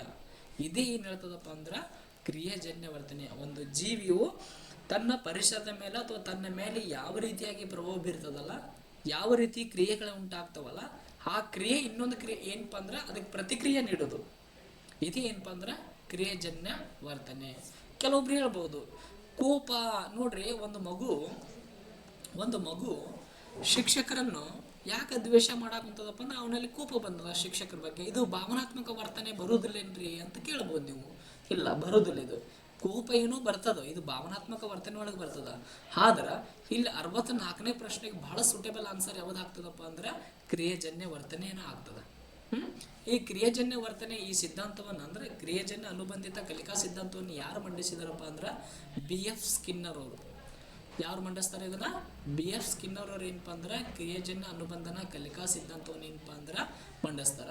ಇವರು ಯಾವ ದೇಶದವರಪ್ಪ ಅಂದ್ರೆ ಅಮೇರಿಕ ದೇಶದವರು. ಇಂಪಾರ್ಟೆಂಟ್, ಪ್ರತಿಯೊಂದು ಪಾಯಿಂಟನ್ನು ಭಾಳಷ್ಟು ಇಂಪಾರ್ಟೆಂಟ್. ಸಾಕಷ್ಟು ಬಾರಿ ಏನಪ್ಪ ಅಂದ್ರೆ TT ಪ್ರಶ್ನೆ ಕೇಳಿದಾನ. ಏನಂತ ಕೇಳಿದಾನಂದ್ರೆ ಕ್ರಿಯೆಜನ್ಯ ಅನುಬಂಧಿತ ಕಲಿಕಾ ಸಿದ್ಧಾಂತವನ್ನು ಮಂಡಿಸಿದವರು ಯಾರು ಅಂತ ಕೇಳ್ಯಾರ. ಯಾರು? BF ಸ್ಕಿನ್ನರ್ ಅವರು ಅದಾರ. ನೆಕ್ಸ್ಟ್ ಇನ್ನೊಂದು ಕ್ರಮಾನುಗತ ಅನುಬಂಧದ, ನೋಡ್ರಿ, ಕ್ರಮಾನುಗತ ಬೋಧನಾ ವಿಧಾನ. ನೋಡ್ರಿ, ಕ್ರಮಾನುಗತ ಬೋಧನಾ ವಿಧಾನ ಇದೆಯಲ್ಲ, ಇದು ಯಾವ ಸಿದ್ಧಾಂತದ ಆಧಾರದ ಮೇಲೆ ಏನಪ್ಪ ಅಂದ್ರೆ ರೂಪುಗೊಂಡಿದೆ ಅಂತ ಪ್ರಶ್ನೆ ಕೇಳಿದಾನ. ಯಾವುದು? ಕ್ರಮಾನುಗತ ಬೋಧನಾ ವಿಧಾನ ಯಾವುದಪ್ಪ ಅಂದ್ರೆ ಕ್ರಿಯೆಜನ್ಯ ಅನುಬಂಧಿತ ಕಲಿಕಾ ಸಿದ್ಧಾಂತದ ಆಧಾರದ ಮೇಲೆ ಏನಾಗಿದೆಪ್ಪ ಅಂದ್ರೆ ರೂಪುಗೊಂಡಿದೆ. ಕಲಿಕಾ ಸಿದ್ಧಾಂತಗಳ ಅಧ್ಯಯನ ಮಾಡ್ತಿರುವಾಗ ಎಲ್ಲ ವಿಷಯಗಳನ್ನ ಏನಪ್ಪ ಅಂದ್ರೆ ನಾವು ತಿಳ್ಕೊಳ್ಳೋಣ. ನೆಕ್ಸ್ಟ್ 65ನೇ ಪ್ರಶ್ನೆ ನೋಡ್ರಿ. ಈ ಕೆಳಗಿನವುಗಳಲ್ಲಿ ಯಾವುದು ಮಕ್ಕಳ ಮಾನಸಿಕ ಆರೋಗ್ಯವನ್ನು ಕಾಪಾಡುವಲ್ಲಿ ಶಿಕ್ಷಕನಿಗೆ ಸಹಕಾರಿಯಾಗಿದೆ? 1ನೇ ಆಪ್ಷನ್ ಅತಿಯಾದ ಶಿಸ್ತನ್ನು ಜಾರಿಗೆಗೊಳಿಸುವುದು. 2ನೇ ಆಪ್ಷನ್ ಅನಾರೋಗ್ಯಕರ ಸ್ಪರ್ಧೆಯನ್ನು ತಡೆಗಟ್ಟುವುದು. 3ನೇ ಆಪ್ಷನ್ ಬೇರೆ ಮಕ್ಕಳೊಂದಿಗೆ ಹೋಲಿಸುವುದು. 4ನೇ ಆಪ್ಷನ್ ಸಂಪೂರ್ಣತೆಗೆ ಅತಿಯಾದ ಒತ್ತು ನೀಡುವುದು. ಇದಕ್ಕೆ ರೈಟ್ ಆನ್ಸರ್ ಬಂದು ಏನಾಗ್ತದೆ ಅಂದರೆ 2ನೇ ಆಪ್ಷನ್ ರೈಟ್ ಆನ್ಸರ್ ಆಗ್ತದೆ. ಯಾಕ್ರಿ ಇದು 2ನೇ ಆಪ್ಷನ್ ರೈಟ್ ಆನ್ಸರ್ ಆಗ್ತದೆ ಅಂದ್ರೆ ಮಕ್ಕಳಲ್ಲಿ ಮಾನಸಿಕ ಆರೋಗ್ಯವನ್ನು ಕಾಪಾಡಬೇಕಾಗಿದೆ. ಶಿಕ್ಷಕರದನ್ನು ತರಗತಿಯಲ್ಲಿ ಸ್ಪರ್ಧೆಯನ್ನು ಏರ್ಪಡಿಸಬೇಕು. ಮಕ್ಕಳಲ್ಲಿ ಸ್ಪರ್ಧೆಯನ್ನೇ ಏನಪ್ಪ ಅಂದ್ರೆ ಏರಿಸ್ಬೇಕು. ಆದರೆ ಆ ಸ್ಪರ್ಧೆ ಅತಿರೇಕಕ್ಕೆ ಹೋಗಲಾರ್ದಂಗೆ ಏನು ಮಾಡಬೇಕಪ್ಪ ಅಂದ್ರೆ ಆತ ನೋಡಿಕೊಳ್ಳಬೇಕು. ಒಂದು ವೇಳೆ ಅತಿರೇಕಕ್ಕೆ ಹೋದರೆ ಅಲ್ಲಿ ಏನಾಗ್ತದಪ್ಪ ಅಂದ್ರೆ ಮಕ್ಕಳಲ್ಲಿ ಏನಪ್ಪ ಅಂದ್ರೆ ಮಾನಸಿಕ ಒಂದು ತಳಮಳ ಉಂಟಾಗ್ತದ, ಇದರಿಂದ ಅವರ ಆರೋಗ್ಯ ಕೆಡ್ತದ. ಹಾಗಾಗಿ ಶಿಕ್ಷಕ ತನ್ನ ತರಗತಿಯಲ್ಲಿ ಮಕ್ಕಳ ಮಾನಸಿಕ ಆರೋಗ್ಯವನ್ನು ಕಾಪಾಡಿಕೊಳ್ಳಬೇಕಾಗಿತ್ತಂದ್ರೆ ಮೊದಲೆಲ್ಲ ಅವರಲ್ಲಿರುವಂಥ ಅನಾರೋಗ್ಯಕರ ಸ್ಪರ್ಧೆಯನ್ನು ಏನು ಮಾಡ್ಬೇಕಂದ್ರೆ ಕಂಪಲ್ಸರಿ ಆತ ತಡೆಗಟ್ಟಬೇಕು. ಹಾಗಾಗಿ ಇದು ಏನಾಗ್ತದಪ್ಪ ಅಂದ್ರೆ ರೈಟ್ ಆನ್ಸರ್ ಆಗ್ತದೆ. ನೋಡ್ರಿ, ಇನ್ನು ಶಾಲಾ ಕೊಠಡಿಯೊಳಗೆ ಅತಿಯಾದ ಶಿಸ್ತನ್ನು ಜಾರಿಗೆಗೊಳಿಸೋದು, ಇದನ್ನು ಶಿಕ್ಷಕರು ಮಾಡಬಾರ್ದು. ಅತಿ ಆದ್ರೆ ಅಮೃತವೂ ಏನಾಗ್ತದಪ್ಪ ಅಂದ್ರೆ ವಿಷ ಆಗ್ತದಂತ ಎಲ್ಲರಿಗೂ ಗೊತ್ತಿರುವಂಥ ವಿಷಯ. ಮಿಲಿಟ್ರಿ ಒಳಗೆ ಯಾವ ಥರ ಶಿಸ್ತನ್ನು ಜಾರಿಗೊಳಿಸ್ತಾರೆ ಆ ಥರ ಶಾಲಾ ತರಗತಿ ಒಳಗೆ ಅತಿಯಾದ ಶಿಸ್ತನ್ನು ಜಾರಿ ತಂದ್ರೆ ಮಕ್ಕಳು ಏನಾಗ್ತಾವಪ್ಪ ಅಂದ್ರೆ ಭಾಳಷ್ಟು ಏನಾಗ್ತಾವಪ್ಪ ಅಂದ್ರೆ ಬೇಜಾರು ಮಾಡ್ಕೋತಾವ. ಶಿಸ್ತನ್ನು ಕಲಿಸ್ಬೇಕು, ಆದ್ರೆ ಅತಿ ಆಗ್ಬಾರ್ದು ಅಷ್ಟೇ. ನೆಕ್ಸ್ಟ್ ಇನ್ನು 3ನೇ ಆಪ್ಷನ್ ನೋಡ್ರಿ, ಬೇರೆ ಮಕ್ಕಳೊಂದಿಗೆ ಹೋಲಿಸುವುದು. ನಾವು ಶಿಕ್ಷಕರಾದವರು, ನಾನಾಗಿರ್ಬೋದು, ನೀವು ಆಗಿರ್ಬೋದು, ಶಿಕ್ಷಕರಾದವರು ಶಾಲಾ ಕೊಠಡಿಯಲ್ಲಿ ಒಂದು ಮಗುವನ್ನೇ ಇನ್ನೊಂದು ಮಗುವಿನೊಂದಿಗೆ ಯಾವುದೇ ಕಾರಣಕ್ಕೂ ಹೋಲಿಕೆ ಮಾಡಬೇಡ್ರಿ. ಯಾಕಪ್ಪ ಅಂದ್ರೆ ಪ್ರತಿಯೊಂದು ಮಗುವಿಗೂ ಅಥವಾ ಪ್ರತಿಯೊಂದು ವ್ಯಕ್ತಿಗೂ ತನ್ನದೇ ಆದ ಒಂದು ಯುನಿಕ್ ಐಡೆಂಟಿಟಿ ಅದ. ಪ್ರತಿಯೊಬ್ಬರಲ್ಲಿ ಒಂದೊಂದು ಏನಪ್ಪ ಅಂದ್ರೆ ತಮ್ಮದೇ ಆದ ಒಂದು ವಿಶೇಷವಾದ ಸಾಮರ್ಥ್ಯಗಳು ಹೊಂದಿದ್ದಾರೆ. ಹಾಗಾಗಿ ಯಾವುದೇ ಮಕ್ಕಳಲ್ಲಿ ತರಗತಿ ಒಳಗೆ ಯಾವುದೇ ಮಕ್ಕಳನ್ನು ಒಂದು ಮಗುವನ್ನು ಇನ್ನೊಂದು ಮಗುವಿನೊಂದಿಗೆ ಹೋಲಿಕೆ ಮಾಡಬೇಡ್ರಿ. ಹೆಂಗೆ ಹೋಲಿಕೆ ಮಾಡಬಾರ್ದಪ್ಪ ಅಂದ್ರೆ ಒಂದು ಸ್ಲೋ ಲರ್ನರ್ಸ್ ಮಗು ಇರ್ತದೆ, ಒಂದು ಅತಿಯಾಗಿ ಏನಪ್ಪ ಅಂದ್ರೆ ಪ್ರತಿಭಾವಂತ ಮಗು ಇರ್ತದೆ. ಆ ಸ್ಲೋ ಲರ್ನರ್ಸ್ ಮಗುವನ್ನು ಪ್ರತಿಭಾವಂತ ಮಕ್ಕಳಿಗೆ ನಾವು ಏನಾದರೂ ಹೋಲಿಕೆ ಮಾಡಿಬಿಟ್ಟಿವಿ ಅಂದ್ರೆ ಅವಾಗ ಆ ಮಗುವಿನಲ್ಲಿ ಅಂದ್ರೆ ಸ್ಲೋ ಲರ್ನರ್ಸ್ ಯಾರು ಅಂದ್ರೆ ಕಲಿಕೆಯಲ್ಲಿ ಹಿಂದುಳಿದು ಮಂದಗತಿಯಲ್ಲಿ ಕಲಿಕೆಯಲ್ಲಿ ಏನು ಮಗು ಇರ್ತದಲ್ಲ, ಆ ಮಗು ಏನಾಗ್ಬಿಡ್ತದಪ್ಪ ಅಂದ್ರೆ ಆ ಮಗುವಿನಲ್ಲಿ ಕೀಳರಿಮೆ ಉಂಟಾಗ್ತದೆ. ಆ ಮಗು ಕೀಳರಿಮೆ ಉಂಟಾಯ್ತಂದ್ರೆ ಆ ಮಗು ಕಲಿಕೆಲಿಂದ ಹೊರಗೇನೆ ಹೋಗ್ತಿರುವಂಥ ಸಂದರ್ಭಗಳು ಬರ್ತಾವೆ. ಹಾಗಾಗಿ ಯಾವುದೇ ಕಾರಣಕ್ಕೂ ಏನು ಮಾಡಬೇಡ್ರಿ ಅಂದ್ರೆ ಶಿಕ್ಷಕರಾದವರು ನೀವಾದ್ರೂ ಆಯ್ತು ನಾನಾದ್ರೂ ಆಯ್ತು ಯಾವುದೇ ಕಾರಣಕ್ಕೂ ಮಕ್ಕಳೊಂದಿಗೆ ಏನಪ್ಪ ಅಂದ್ರೆ ಬೇರೆ ಮಕ್ಕಳೊಂದಿಗೆ ಯಾವುದೇ ಕಾರಣಕ್ಕೂ ಹೋಲಿಸ್ಬೇಡ್ರಿ. ಯಾಕಂದ್ರೆ ಇದು ಮಕ್ಕಳ ಪ್ರಗತಿಗಿಂತ ವಿಗತಿನೇ ಏನಾಗ್ಬಿಡ್ತದಪ್ಪ ಅಂದ್ರೆ ಇಲ್ಲಿ ಹೆಚ್ಚಾಗಿ ಕಂಡು ಬರ್ತಿರ್ತದ. ಇನ್ನು ಸಂಪೂರ್ಣತೆಗೆ ಅತಿಯಾದ ಒತ್ತು ನೀಡಿದಂತರ ಇದೊಂಥರ ಸುಟೇಬಲ್ ಏನಾಗಂಗಿಲ್ಲ ಅಂದ್ರೆ ಆನ್ಸರೇ ಆಗೋದಿಲ್ಲ. ಇಲ್ಲಿ ರೈಟ್ ಆನ್ಸರ್ 65ನೇ ಪ್ರಶ್ನೆಗೆ ರೈಟ್ ಆನ್ಸರ್ ಯಾವ್ದಾಗ್ತದಂದ್ರೆ ಅನಾರೋಗ್ಯಕರ ಸ್ಪರ್ಧೆಯನ್ನು ತಡೆಗಟ್ಟೋದು ಏನಪ್ಪ ಅಂದ್ರೆ ರೈಟ್ ಆನ್ಸರ್ ಆಗ್ತದೆ. ಇನ್ನು 66ನೇ ಪ್ರಶ್ನೆ ನೋಡ್ರಿ, ಪರೀಕ್ಷೆಯಲ್ಲಿ ಅನುತ್ತೀರ್ಣನಾದ ವಿದ್ಯಾರ್ಥಿ ಶಿಕ್ಷಕರು ಸರಿಯಾಗಿ ಪಾಠ ಮಾಡಿಲ್ಲವೆಂದು ಹೇಳುವುದು ಈ ಹೊಂದಾಣಿಕೆಯ ತಂತ್ರಕ್ಕೆ ಉದಾಹರಣೆ ಆಗಿದೆ. 1ನೇ ಆಪ್ಷನ್ ಪರಿಹಾರ ತಂತ್ರ, 2ನೇ ಆಪ್ಷನ್ ಉದಾತ್ತೀಕರಣ ತಂತ್ರ, ಮೂರನೇ ಆಪ್ಷನ್ ಪ್ರಕ್ಷೇಪಣ ತಂತ್ರ, ನಾಲ್ಕನೇ ಆಪ್ಷನ್ ಪ್ರತಿಗಮನ ತಂತ್ರ ಅಂತ ಬರ್ತದೆ. ಇದಕ್ಕೆ ರೈಟ್ ಆನ್ಸರ್ ಬಂದು ಏನಪ್ಪ ಅಂದ್ರೆ ಪ್ರಕ್ಷೇಪಣೆ ಬರ್ತದೆ. ಏನ್ರಿ ಇದು ಪ್ರಕ್ಷೇಪಣೆ ಅಂದ್ರೆ, ಇಲ್ಲಿ ಪ್ರಕ್ಷೇಪಣೆ ಅಂದ್ರೆ ವ್ಯಕ್ತಿ ನೋಡಿ, ಇಲ್ಲಿ ಪ್ರಕ್ಷೇಪಣೆ ಅಂದ್ರೆ ಒಬ್ಬ ವ್ಯಕ್ತಿ ತನ್ನ ಸೋಲು, ತನ್ನ ವಿಫಲತೆಗಳನ್ನು ತನ್ನ ಜಾಣತನದಿಂದ ಇನ್ನೊಬ್ಬರ ಮೇಲೆ ಏನು ಮಾಡೋದಪ್ಪ ಅಂದ್ರೆ ವರ್ಗಾಯಿಸುವುದು. ತನ್ನ ಸೋಲನ್ನು ತಾನು ಒಪ್ಪಿಕೊಳ್ಳಲ್ಲ, ತನ್ನ ವಿಫಲತೆನ ತಾನು ಏನಪ್ಪ ಅಂದ್ರೆ ಒಪ್ಪಿಕೊಳ್ಳಲ್ಲ, ಅದನ್ನು ಇನ್ನೊಬ್ಬರು ಏನಪ್ಪ ಅಂದ್ರೆ ಮೇಲೆ ಏನು ಮಾಡ್ತಾನಪ್ಪ ಅಂದ್ರೆ ಹಾಕುವಂಥ ಪ್ರಯತ್ನಗಳು ಎಲ್ಲಿ ನಡೀತವಪ್ಪ ಅಂದ್ರೆ ಪ್ರಕ್ಷೇಪಣೆದೊಳಗೆ ಏನಪ್ಪ ಅಂದ್ರೆ ನಡೀತದೆ. ರಕ್ಷಣಾ ತಂತ್ರಗಳು ಒಟ್ಟಾರೆ ಏನಪ್ಪ ಅಂದ್ರೆ ಎರಡು ವಿಧಗಳು ಬರ್ತಾವೆ. ಒಂದು ಹೊಂದಾಣಿಕೆ ತಂತ್ರ ಬರ್ತದೆ, ಇನ್ನೊಂದು ಏನಪ್ಪ ಅಂದ್ರೆ ಪಲಾಯನ ತಂತ್ರಗಳಂತ ಬರ್ತಾವೆ. ಇಲ್ಲಿ ಇಲ್ಲಿ ಪ್ರಕ್ಷೇಪಣೆ ಅನ್ನೋದು ಏನಪ್ಪ ಅಂದ್ರೆ ಒಂದು ಹೊಂದಾಣಿಕೆ ತಂತ್ರವಾಗ್ಯದ. ಏನಾಗ್ಯದ ಇಲ್ಲಿ ಹೊಂದಾಣಿಕೆ ತಂತ್ರ ಆಗ್ಯದ. ಆಲ್ಮೋಸ್ಟ್ ಆಲ್ ಇವತ್ತು ಶಾಲಾ ತರಗತಿಯಲ್ಲಿ ವಿದ್ಯಾರ್ಥಿಗಳಾಗಿರ್ಬೋದು, ಮತ್ತೇನಪ್ಪ ಅಂದ್ರೆ ಹೊರಗಡೆ ವ್ಯಕ್ತಿಗಳಾಗಿರ್ಬೋದು, ಒಂದಲ್ಲ ಒಂದು ರೀತಿ ತಮ್ಮನ್ನು ತಾವು ರಕ್ಷಣೆ ಮಾಡಿಕೊಳ್ಳುವ ಸಲುವಾಗಿ ಏನು ಮಾಡ್ತಾರಪ್ಪ ಅಂದ್ರೆ ಈ ರಕ್ಷಣಾ ತಂತ್ರಗಳನ್ನು ಅವರು ಏನು ಮಾಡ್ತಾರಪ್ಪ ಅಂದ್ರೆ ಬಳಕೆ ಮಾಡ್ತಾರೆ. ಈಗ ನೋಡ್ರಿ, ಈ ಪ್ರಕ್ಷೇಪಣಾ ತಂತ್ರಕ್ಕೆ ಒಂದು ಉದಾಹರಣೆ ಹೇಳೋದಾದ್ರೆ ಇಲ್ಲಿ ನೋಡ್ರಿ, ಇಲ್ಲಿ ಏನು ಹೇಳ್ತಾರಪ್ಪ ಅಂದ್ರೆ ಒಬ್ಬ ವ್ಯಕ್ತಿ ತನ್ನ ಸೋಲು ಅಥವಾ ವಿಫಲತೆಯನ್ನು ಇನ್ನೊಬ್ಬರ ಮೇಲೆ ಯಾವ ರೀತಿಯ ವರ್ಗಾಯಿಸ್ತಾನ ಅನ್ನೋದು ನೋಡ್ರಿ. ಈ ಫಾರ್ ಎಕ್ಸಾಂಪಲ್ ಇದು ನೋಡ್ರಿ ಗೊತ್ತಾಗುತ್ತೆ. ವಿದ್ಯಾರ್ಥಿ ತಾನು ಸರಿಯಾಗಿ ಅಭ್ಯಾಸ ಮಾಡದೆ, ತಾನು ಸರಿಯಾಗಿ ಓದುವುದು ಬರೀದು ಮಾಡದೆ ಆ ವರ್ಷ ಪೂರ್ತಿ ಎಲ್ಲ ಏನು ಮಾಡಿದಾನಪ್ಪ ಅಂದ್ರೆ ಖಾಲಿ ತಿರುಗಾಡಿದಾನ. ಎಕ್ಸಾಮ್ ದಿನ ಹೋಗಿ ಎಕ್ಸಾಮ್ ಬರೆದು ಬಂದಿದ್ದಾನ, ಫೇಲ್ ಆಗಿದ್ದಾನ. ಅದಕ್ಕೆ ಆತ ಏನು ಮಾಡ್ತಾನೆ, ನಾನು ಓದಿಲ್ಲ ಅಂತ ಹೇಳಂಗಿಲ್ಲವ, ನಾನು ಓದಿಲ್ಲ, ನಾನು ಬರ್ದಿಲ್ಲ, ನಾನು ಸರಿಯಾಗಿ ವರ್ಕ್ ಮಾಡಿಲ್ಲ ಅಂತ ಹೇಳಿಲ್ಲ. ಆತ ಏನು ಮಾಡಕಂತಾನಪ್ಪ ಅಂದ್ರೆ ಶಿಕ್ಷಕರ ಮೇಲೆ ತಪ್ಪು ಹೊರ್ಸಾಕಂತಾನ. ನಾನು ಸರಿಯಾಗಿ ಅಂದ್ರೆ ಶಿಕ್ಷಕರು ಸರಿಯಾಗಿ ಪಾಠ ಮಾಡಿಲ್ಲ, ಶಿಕ್ಷಕರು ಸರಿಯಾಗಿ ಪಾಠ ಮಾಡಿದಾನೆ ಅಂದ್ರೆ ನಾನು ಪರೀಕ್ಷೆ ಒಳಗೆ ಪಾಸ್ ಆಗ್ತಿದ್ದೆ ಅಂತೇನಪ್ಪ ಅಂದ್ರೆ ಇಲ್ಲಿ ಹೇಳಾಕಂತಾನ. ಇದೇ ಯಾವ ತಂತ್ರಪ್ಪ ಅಂದ್ರೆ ಪ್ರಕ್ಷೇಪಣ ತಂತ್ರ ಆಗ್ತದ. ಇನ್ನೊಂದು ಎಕ್ಸಾಂಪಲ್ ನೋಡ್ತಿತ್ತು ನೋಡ್ರಿ. ಒಬ್ಬ ಸರ್ಕಾರಿ ನೌಕರಿ ಅಧಿಕಾರಿ ಆಗಿರ್ಬೋದು, ಪ್ರೈವೇಟ್ ಕ್ಷೇತ್ರದಲ್ಲಿ ಕೆಲಸ ಮಾಡ್ತಿರುವಂಥ ಒಬ್ಬ ಅಧಿಕಾರಿ ಆಗಿರ್ಬೋದು. ಆತ ಏನು ಮಾಡ್ತಾನಪ್ಪ ಅಂದ್ರೆ ಭ್ರಷ್ಟಾಚಾರದಲ್ಲಿ ತೊಡಗಿಕೊಂಡಿರ್ತಾನೆ. ಯಾವುದಲ್ಲಿ ಭ್ರಷ್ಟಾಚಾರದೊಳಗೆ ಏನಾಗಿರ್ತಾನಪ್ಪ ಅಂದ್ರೆ ಆತ ತೊಡಗಿಕೊಂಡಿರ್ತಾನೆ. ಆ ಭ್ರಷ್ಟಾಚಾರದ ತೊಡಗಿಕೊಂಡಾಗ ಅದು ಅಪರಾಧ ಅನ್ನೋದು ಎಲ್ಲರಿಗೂ ಗೊತ್ತದೆ. ಯಾರಾದರೂ ಇದು ಅಪರಾಧ ನೀ ಮಾಡೋದು ಸರಿ ಇಲ್ಲ ಅಂತ ಹೇಳಿದಾಗ ಆತ ಏನು ಹೇಳ್ತಾನಂದ್ರೆ ಭ್ರಷ್ಟಾಚಾರದೊಳಗೆ ಎಲ್ಲರೂ ಅದಾರ, ಯಾರು ಮಾಡೋದಿಲ್ಲ ನೋಡೋಣ ಹೇಳು ಭ್ರಷ್ಟಾಚಾರ ಅಂತ ಈ ರೀತಿ ಏನು ಮಾಡ್ತಾನಪ್ಪ ಅಂದ್ರೆ ಏನಪ್ಪ ಅಂದ್ರೆ ಆತ ತನ್ನನ್ನು ತಾನು ಏನು ಮಾಡ್ತಾನಂದ್ರೆ ಸಮರ್ಥಿಸ್ಕೊಳ್ತಾನ. ಇದೇ ಏನಪ್ಪ ಅಂದ್ರೆ ಪ್ರಕ್ಷೇಪಣೆ ತಂತ್ರ. ಅರ್ಥ ಆಯ್ತಲ್ಲ. ನೆಕ್ಸ್ಟ್ ನೋಡ್ರಿ, ಇಲ್ಲಿ ಒಂದೇ ಆಪ್ಷನ್ ನೋಡ್ರಿ, ಪರಿಹಾರ ತಂತ್ರ ಅಂತದ. ಈ ಪರಿಹಾರ ತಂತ್ರ ಅಂದ್ರೆ ಒಬ್ಬ ವ್ಯಕ್ತಿ ಅಥವಾ ಒಬ್ಬ ವಿದ್ಯಾರ್ಥಿ ಒಂದು ಕ್ಷೇತ್ರದಲ್ಲಿ ವಿಫಲನಾಗಿ ಇನ್ನೊಂದು ಕ್ಷೇತ್ರದಲ್ಲಿ ಹೋಗಿ ಯಶಸ್ವಿ ಆದಂದ್ರೆ ಅದನ್ನ ಏನಂತಾರಪ್ಪ ಅಂದ್ರೆ ಪರಿಹಾರ ತಂತ್ರ ಅಥವಾ ಬದಲಿ ತಂತ್ರ ಅಂತಲೂ ಕರೀತಾರೆ. ಇದನ್ನೇನಂತ ಕರೀತಾರೆ, ಇದನ್ನ ಬದಲಿ ತಂತ್ರ ಅಂತಲೂ ಕರೀತಾರ, ಪರಿಹಾರ ತಂತ್ರ ಅಂತಲೂ ಕರೀತಾರ. ಈಗ ನೋಡಿ, ಫಾರ್ ಎಕ್ಸಾಂಪಲ್ ಎ ಎಂಬ ವಿದ್ಯಾರ್ಥಿ ಶಾಲಾ ತರಗತಿಯೊಳಗೆ ಅಭ್ಯಾಸ ಚಟುವಟಿಕೆಗಳು ಏನಿರ್ತಾನಪ್ಪ ಅಂದ್ರೆ ಹಿಂದಿರ್ತಾನ ಅಂತ ಏನಿರ್ತಾನ ಅಭ್ಯಾಸ ಚಟುವಟಿಕೆಗಳು ಏನಪ್ಪ ಅಂದ್ರೆ ಹಿಂದಿರ್ತಾನ. ಆದ್ರೆ ಕ್ರೀಡಾ ಕ್ಷೇತ್ರದಲ್ಲಿ ಏನಪ್ಪ ಅಂದ್ರೆ ತುಂಬ ಮುಂದುವರೆದಿರ್ತಾನ ಅಥವಾ ಮುನ್ನೆಲೆ ಏನಪ್ಪ ಅಂದ್ರೆ ಇರ್ತಾನ. ಇದನ್ನೇ ನಾವೇನಂತೀವಿ ಅಂದ್ರೆ ಪರಿಹಾರ ತಂತ್ರ ಅಂತ ಕರಿತೀವಿ. ಕಾನ್ಸೆಪ್ಟ್ ಅರ್ಥ ಆಯ್ತಲ್ಲ. ನೆಕ್ಸ್ಟ್ ನೋಡು, ಉದಾತ್ತೀಕರಣ ಅಂತ ಬರ್ತದೆ. ಯಾವುದು ಉದಾತ್ತೀಕರಣ ಅಂತ ಬರ್ತದೆ. ಇದು ಸಹ ಏನಪ್ಪ ಅಂದ್ರೆ ಒಂದು ಹೊಂದಾಣಿಕೆ ತಂತ್ರ ಇದೆ. ಉದಾತ್ತೀಕರಣವೂ ಸಹ ಏನಪ್ಪ ಅಂದ್ರೆ ಹೊಂದಾಣಿಕೆ ತಂತ್ರವಾಗ್ಯದ. ಇಲ್ಲಿ ವ್ಯಕ್ತಿ ತನ್ನ ಆಶಾ ಆಕಾಂಕ್ಷೆಗಳನ್ನು ವ್ಯಕ್ತಿಯೊಬ್ಬ ತನ್ನ ಆಶಾ ಆಕಾಂಕ್ಷೆಗಳನ್ನು ಪೂರೈಸಲಾರದಂಥ ಸಂದರ್ಭದಲ್ಲಿ ವ್ಯಕ್ತಿ ತಮ್ಮ ಶಕ್ತಿಯನ್ನು ಸಾಹಿತ್ಯ ಸಮಾಜ ಸೇವೆಗಳಲ್ಲಿ ಏನು ಮಾಡ್ತಾನಪ್ಪ ಅಂದ್ರೆ ಆತ ತೊಡಗಿಕೊಳ್ತಾನೆ. ಇದನ್ನು ನಾವು ಏನಂತಪ್ಪ ಅಂದ್ರೆ ಉದಾತ್ತೀಕರಣ ಅಂತ ಕರಿತೀವಿ. ಇನ್ನು ನೋಡ್ರಿ, ಫಾರ್ ಎಕ್ಸಾಂಪಲ್ ಒಬ್ಬ ತಾಯಿ ತನಗೆ ಮಕ್ಕಳಾಗಿರೋದಿಲ್ಲ, ಅಂದ್ರೆ ಒಬ್ಬ ತಾಯಿ ತನಗೆ ಮಕ್ಕಳಾಗದಿರುವಂಥ ಸಂದರ್ಭದಲ್ಲಿ ಪ್ರಪಂಚದಲ್ಲಿರುವ ಎಲ್ಲ ಮಕ್ಕಳನ್ನು ಏನಪ್ಪ ಅಂದ್ರೆ ನನ್ನ ಮಕ್ಕಳು ಅಂತ ಏನಪ್ಪ ಅಂದ್ರೆ ತಿಳಿದುಕೊಳ್ಳುವುದು ಅಥವಾ ಬಡವರ ಮಕ್ಕಳಿಗೆ ಏನಪ್ಪ ಅಂದ್ರೆ ಸಹಾಯ ಮಾಡುವುದು. ಇದು ಏನಾಗ್ಯದಪ್ಪ ಅಂದ್ರೆ ಉದಾತ್ತೀಕರಣವಾಗ್ಯದ. ತಮ್ಮ ಆಸೆ ಆಕಾಂಕ್ಷೆಗಳನ್ನು ಈಡೇರಿಸಿಕೊಳ್ಳಲು ಸಾಧ್ಯವಾಗದಿರುವಂಥ ಸಂದರ್ಭದಲ್ಲಿ ಇವರು ಸಮಾಜ ಸೇವೆಯಲ್ಲಿ ಏನು ಮಾಡ್ತಾರಪ್ಪ ಅಂದ್ರೆ ತೊಡಗಿಕೊಳ್ತಾರೆ. ಇದನ್ನೇ ನಾವು ಏನಂತೀವಪ್ಪ ಅಂದ್ರೆ ಉದಾತ್ತೀಕರಣ ಅಂತೀವಿ. ಇದನ್ನೇನಂತೀವಿ ನಾವು ಉದಾತ್ತೀಕರಣ ಅಂತ ಕರಿತೀವಿ. ಇನ್ನೊಂದು ಎಕ್ಸಾಂಪಲ್ ಹೇಳ್ತೀನಿ ನೋಡ್ರಿ. Only for TT exam propose ನೋಡ್ರಿ. ಇದು ಎ ಒಬ್ಬ ವ್ಯಕ್ತಿ ಅದನ್ನ, ಆತ ಬಿ ಅನ್ನು ಹುಡುಗಿ ಏನು ಮಾಡಿದಾನಪ್ಪ ಅಂದ್ರೆ ಲವ್ ಮಾಡ್ತಿದ್ದಾನೆ. ಏನು ಮಾಡ್ತಾನೆ, ಬಿ ಅನ್ನು ಹುಡುಗಿ ಏನಪ್ಪ ಅಂದ್ರೆ ಲವ್ ಮಾಡ್ತಿದ್ದಾನೆ. ಆದರೆ ಈ ಬಿ ಅನ್ನು ಹುಡುಗಿ ಏನು ಮಾಡಿಬಿಡ್ತಾಳಪ್ಪ ಅಂದ್ರೆ ಸಿ ಅನ್ನು ಹುಡುಗನನ್ನು ಏನು ಮಾಡಿಬಿಡ್ತಾಳೆ ಅಂದ್ರೆ ಮದುವೆ ಆಗಿ ಹೋಗ್ಬಿಡ್ತಾಳೆ. ಆವಾಗ ಎ ಎಂಬುವನು ವಿದ್ಯಾರ್ಥಿ ಏನು ಮಾಡ್ತಾರಪ್ಪ, ಎ ಎಂಬ ವಿದ್ಯಾರ್ಥಿ ಏನು ಮಾಡ್ತಾರಪ್ಪ ಅಂದ್ರೆ ಎ ಅನ್ನೋ ವಿದ್ಯಾರ್ಥಿ ಅಥವಾ ವ್ಯಕ್ತಿ ಏನು ಮಾಡ್ತಾರಪ್ಪ ಅಂದ್ರೆ ಬಿ ಎಂಬ ಹುಡುಗಿ ಮೇಲೆ ತನ್ನ ಜೀವನ ಪರ್ಯಂತ ಏನು ಮಾಡ್ತಾನಪ್ಪ ಅಂದ್ರೆ ಕತೆ ಕವನಗಳನ್ನು ರಚನೆ ಮಾಡುವುದ್ರ ಮೂಲಕ, ಕವಿತೆಗಳನ್ನು ಬರೆಯೋದ್ರ ಮೂಲಕ ತನ್ನ ಜೀವನವನ್ನು ಏನು ಮಾಡ್ತಾನಪ್ಪ ಅಂದ್ರೆ ಕಳೀತಿರ್ತಾನೆ. ಇದನ್ನೇ ನಾವು ಏನಂತೀವಪ್ಪ ಅಂದ್ರೆ ಉದಾತ್ತೀಕರಣ. ತಮ್ಮ ಆಸೆ ಆಕಾಂಕ್ಷೆಯನ್ನು ಈಡೇರಿಸಿಕೊಳ್ಳಲು ಸಾಧ್ಯವಾಗುತ್ತಿರುವಂಥ ಸಂದರ್ಭದಲ್ಲಿ ಕತೆ ಕವನಗಳು ಬರೆಯೋದು, ಸಮಾಜ ಸೇವೆ ಮಾಡುವುದು, ತಾನು ಒಳ್ಳೆಯವ್ರ ಥರ ಏನಪ್ಪ ಅಂದ್ರೆ ನಟಿಸಿಕೊಳ್ಳುವುದು, ಇಂಥೆಲ್ಲ ಎಂಥ ತತ್ವಗಳು ಎಲ್ಲಿ ಬರ್ತಾವಪ್ಪ ಅಂದ್ರೆ ಉದಾತ್ತೀಕರಣದೊಳಗೆ ಬರ್ತಾವ. ಇನ್ನು ಪ್ರತಿಗಮನ, ಈ ಪ್ರತಿಗಮನಕ್ಕೆ ಏನಂತಾರಪ್ಪ ಅಂದ್ರೆ ಹಿಮ್ಮರಳುವಿಕೆ ಅಂತ ಕರೀತಾರೆ. ಏನಂತ ಕರೀತಾರೆ ಇದನ್ನ?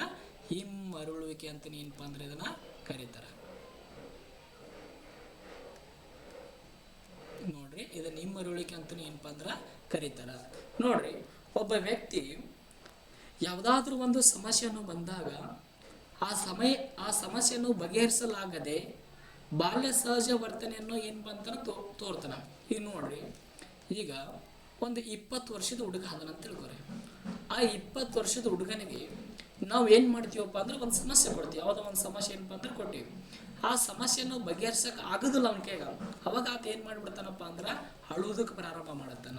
ಬಾಲ್ಯ ಸಹಜ ವರ್ತನೆಗಳು ಏನಪ್ಪ ಅಂದ್ರೆ ಆತನಲ್ಲಿ ಕಂಡು ಬರ್ತಾವೆ. ಇದನ್ನೇ ನಾವು ಏನಂತೀವಪ್ಪ ಅಂದ್ರೆ ಪ್ರತಿಗಮನ ಅಂತ ಕರಿತೀವಿ.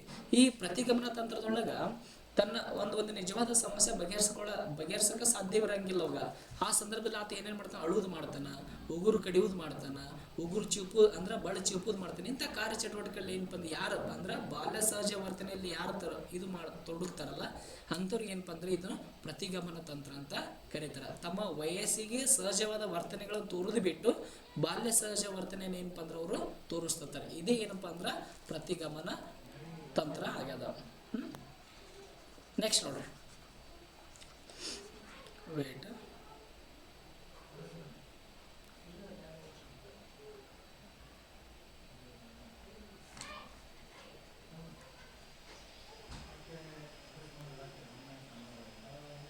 ನೆಕ್ಸ್ಟ್ 67ನೇ ಪ್ರಶ್ನೆ ನೋಡ್ರಿ. ಸಮಸ್ಯಾತ್ಮಕ ವರ್ತನೆಯ ವಿದ್ಯಾರ್ಥಿಗಳನ್ನು ಅಧ್ಯಯನ ಮಾಡಲು ಉಪಯೋಗಿಸುವ ವಿಧಾನ. 1ನೇ ಆಪ್ಷನ್ ವ್ಯಕ್ತಿ ಅಧ್ಯಯನ, 2ನೇ ಆಪ್ಷನ್ ಅಂತರವಲೋಕನ, 3ನೇ ಆಪ್ಷನ್ ಪ್ರಾಯೋಗಿಕ ವಿಧಾನ, 4ನೇ ಆಪ್ಷನ್ ಅವಲೋಕನ ವಿಧಾನ ಅಂತ ಇದೆ. ಇದಕ್ಕೆ ರೈಟ್ ಆನ್ಸರ್ ಬಂದು ಏನಾಗ್ತದೆ ಅಂದ್ರೆ 1ನೇ ಆಪ್ಷನ್ ವ್ಯಕ್ತಿ ಅಧ್ಯಯನ. ವ್ಯಕ್ತಿ ಅಧ್ಯಯನವನ್ನು ಏನಂತ ಕರೀತಾರಪ್ಪ ಅಂದ್ರೆ ಕೇಸ್ ಸ್ಟಡಿ ಅಂತ ಕರೀತಾರೆ. ಇದನ್ನೇನಂತ ಕರೀತಾರೆ? ಇದನ್ನ ಕೇಸ್ ನೋಡಿ, ಇದನ್ನೇನಂತ ಕರೀತಾರಪ್ಪ ಅಂದ್ರೆ ಕೇಸ್ ಸ್ಟಡಿ ಅಂತ ಕರೀತಾರೆ. ಈ ವ್ಯಕ್ತಿ ಅಧ್ಯಯನವನ್ನು ಯಾರು ಪ್ರತಿಪಾದಿಸ್ತಾರಪ್ಪ ಅಂದ್ರೆ DFD ಬುಕ್ಸ್ ಅವ್ರು ಏನು ಮಾಡ್ತಾರಪ್ಪ ಅಂದ್ರೆ ಇದನ್ನ ಪ್ರತಿಪಾದಿಸ್ತಾರೆ. ಯಾರು? ಬುಕ್ಸ್ ಅವ್ರು ಏನು ಮಾಡ್ತಾರಪ್ಪ ಅಂದ್ರೆ ಇದನ್ನ ಪ್ರತಿಪಾದಿಸ್ತಾರ. ಈ ವ್ಯಕ್ತಿ ಅಧ್ಯಯನದೊಳಗೆ ಏನಾಗ್ತಪ್ಪ ಅಂದ್ರೆ ಒಬ್ಬ ಸಮಸ್ಯಾತ್ಮಕ ವ್ಯಕ್ತಿಯನ್ನು ಆಯ್ಕೆ ಮಾಡಿಕೊಂಡು ಅವನ ಬಗ್ಗೆ ಸಂಪೂರ್ಣವಾಗಿ ಅಧ್ಯಯನ ಮಾಡಿ ಆ ಸಂಪೂರ್ಣವಾದ ಅಂದ್ರೆ ಆ ಸಮಸ್ಯೆಗೆ ಸಂಬಂಧಪಟ್ಟಂತೆ ಸಂಪೂರ್ಣವಾಗಿ ಅಧ್ಯಯನ ಮಾಡಿ ಆ ಸಮಸ್ಯೆಗೆ ಪರಿಹಾರವನ್ನು ಏನು ಮಾಡ್ತಾರಪ್ಪ ಅಂದ್ರೆ ಇಲ್ಲಿ ಕೊಂಡುಕೊಳ್ತಾರ. ಹಾಗಾಗಿ ಇದನ್ನ ಈ ವ್ಯಕ್ತಿ ಅಧ್ಯಯನವನ್ನು ಏನಂತ ಕರಿತಾರಪ್ಪ ಅಂದ್ರೆ ಚಿಕಿತ್ಸಾ ವಿಧಾನ ಅಂತೂ ಏನಪ್ಪ ಅಂದ್ರೆ ಕರೀತಾರ. ಇಂಪಾರ್ಟೆಂಟ್ ಆಗಿದೆ, ಚಿಕಿತ್ಸಾ ವಿಧಾನ ಅಂತ ಏನಪ್ಪ ಅಂದ್ರೆ ಕರೀತಾರ. ಇನ್ನೊಂದು ಇದಕ್ಕೆ ಹೆಸರು ಏನಪ್ಪ ಅಂದ್ರೆ ಪರಿಹಾರ ತಂತ್ರ ಅಂತೂ ಕರೀತಾರ. ಯಾವ ತಂತ್ರ ಅಂತ ಕರೀತಾರ? ಪರಿಹಾರ ತಂತ್ರ ಅಂತ ಕರೀತಾರ. ಚಿಕಿತ್ಸಾ ವಿಧಾನ ಅಂತನೂ ಏನಪ್ಪ ಅಂದ್ರೆ ಕರೀತಾರೆ. ಇನ್ನು ವ್ಯಕ್ತಿ ಅಧ್ಯಯನದ ಪ್ರತಿಪಾದಕರು ಯಾರಪ್ಪ ಅಂದ್ರೆ DFD ಬುಕ್ಸ್.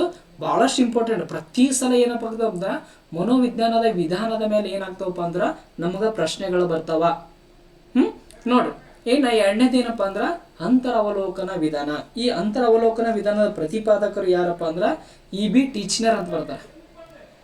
ಯಾರು ಬರ್ತಾರ? EB ಟೀಚ್ನರ್ ಅನ್ನೋರು ಏನಪ್ಪ ಅಂದ್ರೆ ಬರ್ತಾರ. ಇವ್ರು ಏನು ಮಾಡ್ತಾರಪ್ಪ ಅಂದ್ರೆ ಅಂತರವಲೋಕನ ವಿಧಾನವನ್ನು ಏನು ಮಾಡ್ತಾರಪ್ಪ ಅಂದ್ರೆ ಪ್ರತಿಪಾದಿಸ್ತಾರ. ಇದು ವ್ಯಕ್ತಿಗತವಾದ ವಿಧಾನ. ಇದೇನಿದು? ವ್ಯಕ್ತಿಗತವಾದ ವಿಧಾನ. ಅಂತರವಲೋಕನ ವಿಧಾನದೊಳಗ ಒಬ್ಬ ವ್ಯಕ್ತಿ ತನ್ನನ್ನು ತಾನು ಏನಪ್ಪ ಅಂದ್ರೆ ಸ್ವಯಂ ವೀಕ್ಷಣೆ ಮಾಡಿಕೊಳ್ಳುವುದು, ತನ್ನನ್ನು ತಾನು ಕುರಿತು ಒಬ್ಬ ವ್ಯಕ್ತಿ ಅಧ್ಯಯನ ಮಾಡಿಕೊಂಡಂದ್ರ ಅದು ಏನಾಗಿರ್ತದಪ್ಪ ಅಂದ್ರೆ ಅಂತರವಲೋಕನ ವಿಧಾನ ಆಗ್ತದ. ಇದನ್ನು ಪ್ರತಿಪಾದಿಸಿದವರಾದಂದ್ರ ಟೀಚನರು. ಇಲ್ಲಿ ವ್ಯಕ್ತಿ ಅಂದ್ರೆ ಅವಲೋಕನಕ್ಕೆ ಒಳಪಡುತ್ತಿರುವಂಥ ವ್ಯಕ್ತಿ ಮತ್ತು ವೀಕ್ಷಣೆ ಮಾಡ್ತಿರುವ ವ್ಯಕ್ತಿ ಎಲ್ಲವೂ ಏನಾಗಿರ್ತಾರಪ್ಪ ಅಂದ್ರೆ ಒಬ್ಬರೇ ಆಗಿರ್ತಾರ. ಅಂದ್ರೆ ಪ್ರಯೋಗಕ್ಕೆ ಒಳಪಡುವ ವ್ಯಕ್ತಿ ನೆಕ್ಸ್ಟು ಆ ವೀಕ್ಷಣೆ ಮಾಡುವ ವ್ಯಕ್ತಿ ಇಬ್ಬರು ಏನಾಗಿರ್ತಾರಪ್ಪ ಅಂದ್ರೆ ಇಲ್ಲಿ ಒಂದೇ ಆಗಿರ್ತಾರ. ನೆಕ್ಸ್ಟ್ ಇನ್ನು ಪ್ರಾಯೋಗಿಕ ವಿಧಾನ. ಈ ಪ್ರಾಯೋಗಿಕ ವಿಧಾನವನ್ನು ಪ್ರತಿಪಾದಿಸ್ತಾರಪ್ಪ ಅಂದ್ರೆ ವಿಲ್ ಎಲ್ ಉಂಟ್ ಅವರು ಬರ್ತಾರೆ. ವಿಲ್ ಎಲ್ ಉಂಟವ್ರು ಏನಪ್ಪ ಅಂದ್ರೆ ಬರ್ತಾರೆ. ಇದು ಈ ಪ್ರಾಯೋಗಿಕ ವಿಧಾನದ ಇಂಪಾರ್ಟೆಂಟ್ ಏನಪ್ಪ ಅಂದ್ರೆ ಮನೋವಿಜ್ಞಾನಕ್ಕೆ ವಿಜ್ಞಾನದ ಸ್ಥಾನಮಾನವನ್ನು ಏನಪ್ಪ ಅಂದ್ರೆ ತಂದು ಕೊಟ್ಟಂಥ ವಿಧಾನ ಯಾವುದಪ್ಪ ಅಂದ್ರೆ ಪ್ರಾಯೋಗಿಕ ವಿಧಾನ. ಯಾವ ವಿಧಾನ ತಂದು ಕೊಟ್ಟದ? ಪ್ರಾಯೋಗಿಕ ವಿಧಾನ ತಂದು ಕೊಟ್ಟದ. ಇನ್ನೊಂದು ವಿಲ್ ಎಲ್ಮುಂಟ್ ಅವ್ರು ಏನಪ್ಪ ಅಂದ್ರೆ ಜರ್ಮನಿಯಲ್ಲಿ ಮೊದಲು ಬಾರಿಗೆ ಜರ್ಮನಿಯ ಲಿಬ್ಜಿಂಗ್ನಲ್ಲಿ ಮೊದಲು ಬಾರಿಗೆ ಏನು ಮಾಡ್ತಾರಪ್ಪ ಅಂದ್ರೆ ಒಂದು ಪ್ರಯೋಗಾಲಯ, ಮನೋವಿಜ್ಞಾನಕ್ಕೆ ಸಂಬಂಧಪಟ್ಟಂಥ ಪ್ರಯೋಗಾಲಯವನ್ನು ಏನು ಮಾಡ್ತಾರಪ್ಪ ಅಂದ್ರೆ ಅವರು ಸ್ಥಾಪನೆ ಮಾಡ್ತಾರೆ. ಇನ್ನು ಅವಲೋಕನ ವಿಧಾನವನ್ನು ಯಾರು ಪ್ರತಿಪಾದಿಸ್ತಾರಪ್ಪ ಅಂದ್ರೆ JB ವ್ಯಾಟ್ಸನ್ ಅವರು. ಯಾರು ಮಾಡ್ತಾರ? JB ವ್ಯಾಟ್ಸನ್ ಅವರು ಏನಪ್ಪ ಅಂದ್ರೆ ಇದನ್ನ ಪ್ರತಿಪಾದನೆ ಮಾಡ್ತಾರ. ಇಲ್ಲಿ ಒಬ್ಬ ಸಮಸ್ಯಾತ್ಮಕ ವ್ಯಕ್ತಿಯನ್ನು ಆಯ್ಕೆ ಮಾಡ್ಕೊಂಡು ಏನು ಮಾಡ್ತಾರಪ್ಪ ಅಂದ್ರೆ ಒಬ್ಬ ವ್ಯಕ್ತಿ ಅಂದ್ರೆ ಯಾವುದಾದ್ರೂ ಒಂದು ಸಮಸ್ಯೆನ ಆಯ್ಕೆ ಮಾಡಿಕೊಂಡು ಅಲ್ಲಿ ವೀಕ್ಷಣೆಯನ್ನು ಮಾಡೋದ್ರ ಮೂಲಕ ಏನು ಮಾಡ್ತಾರಪ್ಪ ಅಂದ್ರೆ ಇಲ್ಲಿ ಸ್ಟಡಿಯನ್ನು ಮಾಡ್ತಾರೆ. ನೋಡ್ರಿ, ಮನೋವಿಜ್ಞಾನದವರು ಭಾಳಷ್ಟು ಇಂಪಾರ್ಟೆಂಟ್, ನಮ್ಮ TET ಭಾಳಷ್ಟು ಇಂಪಾರ್ಟೆಂಟ್ ಆದಂಥ ವಿಧಾನಗಳು ಯಾವಪ್ಪ ಅಂದ್ರೆ ಒಂದು ವ್ಯಕ್ತಿ ಅಧ್ಯಯನ, ಅಂತರವಲೋಕನ ವಿಧಾನ, ಪ್ರಾಯೋಗಿಕ ವಿಧಾನ, ನೆಕ್ಸ್ಟ್ ಏನಪ್ಪ ಅಂದ್ರೆ ಅವಲೋಕನ ವಿಧಾನಗಳು ಬರ್ತವೆ. ನೆಕ್ಸ್ಟ್ ನೋಡ್ರಿ 68ನೇ ಪ್ರಶ್ನೆ ನೋಡ್ರಿ. ಈ ಹಂತವನ್ನು ಬೆಳವಣಿಗೆಯ ಬುಗ್ಗೆ ಎಂದು ಕರೆಯುವರು. 1ನೇ ಆಪ್ಷನ್ ಪೂರ್ವ ಬಾಲ್ಯ ವ್ಯವಸ್ಥೆ, 2ನೇ ಆಪ್ಷನ್ ಉತ್ತರ ಬಾಲ್ಯ ವ್ಯವಸ್ಥೆ, 3ನೇ ಆಪ್ಷನ್ ತಾರುಣ್ಯ ವ್ಯವಸ್ಥೆ, 4ನೇ ಆಪ್ಷನ್ ಶೇಷ ವ್ಯವಸ್ಥೆ. ಇದಕ್ಕೆ ರೈಟ್ ಆನ್ಸರ್ ಬಂದು ಏನಪ್ಪಾ ಅಂದ್ರೆ ತಾರುಣ್ಯ ವ್ಯವಸ್ಥೆ ಅಂತ ಕರೀತಾರೆ. ಈ ತಾರುಣ್ಯ ವ್ಯವಸ್ಥೆ ನೋಡ್ರಿ, ಒಟ್ಟ ನಮಗೆ ಈ ಶೈಕ್ಷಣಿಕ ಮನೋವಿಜ್ಞಾನದಲ್ಲಿ ಅಥವಾ ಮನೋವಿಜ್ಞಾನದಲ್ಲಿ ಏನಪ್ಪ ಅಂದ್ರೆ ಎಲಿಜಬೆತ್ ಅರ್ಲಾಕ್ ಅವರು ಏನು ಮಾಡ್ತಾರಪ್ಪ ಅಂದ್ರೆ ವಿಕಾಸದ 10 ಹಂತಗಳನ್ನು ಗುರುತಿಸ್ತಾರೆ. ಎಷ್ಟು ಹಂತಗಳನ್ನು ಗುರುತಿಸ್ತಾರ? 10 ಹಂತಗಳನ್ನು ಗುರುತಿಸ್ತಾರ. ನಮ್ಮ ಶಾಲಾ ದೃಷ್ಟಿಯಿಂದ ನಾವು ಭಾಳಷ್ಟು ಇಂಪಾರ್ಟೆಂಟ್ ಆದಿದ್ದು ಯಾವುದಪ್ಪ ಅಂದ್ರೆ ಒಂದು ಬಾಲ್ಯ ವ್ಯವಸ್ಥೆಯಲ್ಲಿ ಬರುವಂಥ ಪೂರ್ವ ಬಾಲ್ಯ ವ್ಯವಸ್ಥೆ, ಇನ್ನೊಂದು ಉತ್ತರ ಬಾಲ್ಯ ವ್ಯವಸ್ಥೆ, ನೆಕ್ಸ್ಟ್ ತಾರುಣ್ಯ ವ್ಯವಸ್ಥೆ. ನಮಗೆ ಎಕ್ಸಾಮ್ ದೃಷ್ಟಿಯಿಂದ ಇವು ಬಹಳಷ್ಟು ಏನಾಗ್ತಾವಪ್ಪ ಅಂದ್ರೆ ಇಂಪಾರ್ಟೆಂಟ್ ಆಗ್ತವೆ. ನೋಡ್ರಿ, ಮೊದಲನೇದಾಗಿ ಏನಪ್ಪ ಅಂದ್ರೆ ಬಾಲ್ಯ ವ್ಯವಸ್ಥೆ ಅಂತ ಬರ್ತದೆ. ಏನಪ್ಪ ಅಂದ್ರೆ ಬಾಲ್ಯ ವ್ಯವಸ್ಥೆ ಅಂತ ಬರ್ತದ. ನೋಡ್ರಿ, ಇದು ಏನಪ್ಪ ಅಂದ್ರೆ ವ್ಯಕ್ತಿ ವಿಕಾಸದಲ್ಲಿ ಬರುವಂಥ 2ನೇ ಹಂತ ಆಗ್ಯದ. ಇದು ಏನಾಗಿದೆ? ಇದು 2ನೇ ಹಂತ ಏನಪ್ಪ ಅಂದ್ರೆ ಇದು ಆಗ್ಯದ. ನೆಕ್ಸ್ಟ್ ಈ ಬಾಲ್ಯ ವ್ಯವಸ್ಥೆ ವಯಸ್ಸನ್ನು ನೋಡಿದಾಗ 2 ವರ್ಷದಿಂದ ಪ್ರಾರಂಭವಾಗಿ 12 ವರ್ಷಗಳಿಗೆ ಏನಪ್ಪ ಅಂದ್ರೆ ಇರ್ತದೆ. ಬಾಲ್ಯ ವ್ಯವಸ್ಥೆ ಎಲ್ಲಿಂದ ಪ್ರಾರಂಭ ಆಗ್ತದ? 2 ವರ್ಷದಿಂದ ಪ್ರಾರಂಭವಾಗಿ 12 ವರ್ಷದವರೆಗೆ ಇರ್ತದ. ಈ ಬಾಲ್ಯ ವ್ಯವಸ್ಥೆ ಒಳಗೆ ಮತ್ತೆ ಏನಪ್ಪ ಅಂದ್ರೆ 2 ವಿಧಗಳನ್ನು ಕಾಣ್ತೀವಿ. ಒಂದು ಏನಪ್ಪ ಅಂದ್ರೆ ಪೂರ್ವ ಬಾಲ್ಯ ವ್ಯವಸ್ಥೆ, ಯಾವ್ದು ಬರ್ತದ? ಒಂದು ಪೂರ್ವ ಬಾಲ್ಯ ವ್ಯವಸ್ಥೆ ಬರ್ತದ. ಇನ್ನೊಂದು ಏನಪ್ಪ ಅಂದ್ರೆ ಉತ್ತರ ಬಾಲ್ಯ ವ್ಯವಸ್ಥೆ ಬರ್ತದ. ಇನ್ನು ಪೂರ್ವ ಬಾಲ್ಯ ವ್ಯವಸ್ಥೆಯ ವಯಸ್ಸನ್ನು ನೋಡಿದಾಗ 2 ವರ್ಷದಿಂದ ಪ್ರಾರಂಭವಾಗಿ ಏನಪ್ಪ ಅಂದ್ರೆ 6 ವರ್ಷಗಳವರೆಗೆ ಏನಪ್ಪ ಅಂದ್ರೆ ಇರ್ತದ. ಇನ್ನು ಉತ್ತರ ಬಾಲ್ಯ ವ್ಯವಸ್ಥೆಯ ವಯಸ್ಸನ್ನು ನೋಡಿದಾಗ 6 ವರ್ಷದಿಂದ ಪ್ರಾರಂಭವಾಗಿ 12 ವರ್ಷಗಳವರೆಗೆ ಏನಪ್ಪ ಅಂದ್ರೆ ಅದು ಇರ್ತದೆ. ಇಷ್ಟನ್ನ ಏನಪ್ಪ ಅಂದ್ರೆ ಅವಧಿ ನೋಡಿರೋದ. ಇನ್ನು ಪೂರ್ವ ಬಾಲ್ಯ ವ್ಯವಸ್ಥೆನ ಏನಂತ ಕರೀತಾರಪ್ಪ ಅಂದ್ರೆ ಅನುಕರಣೆಯ ಹಂತ ಅಂತ ಕರೀತಾರೆ. ಏನು ಕರೀತಾರ? ಅನುಕರಣೆಯ ಹಂತ. ಯಾಕಂದ್ರೆ ಮಗು ಇಲ್ಲಿ ಏನು ಮಾಡ್ತಿರ್ತದಪ್ಪ ಅಂದ್ರೆ ಈ ಸಮಾಜದಲ್ಲಿರುವ ತನ್ನ ಕುಟುಂಬದಲ್ಲಿರುವ ಇತರೆ ವಿಷಯಗಳನ್ನು ಅಂದ್ರೆ ತಂದೆ ತಾಯಿಗಳಿಂದ, ಅಜ್ಜೆಯಿಂದ, ತನ್ನ ನೆರೆಹೊರೆಯಿಂದ ಇಲ್ಲಿ ಏನಪ್ಪ ಅಂದ್ರೆ ಅನುಕರಣೆ ಮಾಡೋದ್ರ ಮೂಲಕ ಕೆಲವೊಂದು ವಿಷಯಗಳನ್ನ ಕಲಿತಿರ್ತದ. ಅದ್ರ ಸಲುವಾಗಿ ಇದು ಏನಂತ ಕರೀತಾರೆ ಅಂದ್ರೆ ಅನುಕರಣೆ ಅಂತ ಕರೀತಾರ. ನೆಕ್ಸ್ಟ್ ಇದನ್ನ ಪ್ರಶ್ನಿಸುವ ಹಂತ ಅಂತ ಕರೀತಾರೆ. ಇದನ್ನ ಇನ್ನೊಂದು ಏನಪ್ಪ ಅಂದ್ರೆ ಪ್ರಶ್ನಿಸುವ ಹಂತ ಅಂತ ಏನಪ್ಪ ಅಂದ್ರೆ ಇದನ್ನ ಕರೀತಾರ. ಏನ್ ಕರೀತಾರೆ? ಇದನ್ನ ಪ್ರಶ್ನಿಸುವ ಹಂತ ಅಂತೂ ಏನಪ್ಪ ಅಂದ್ರೆ ಕರೀತಾರೆ.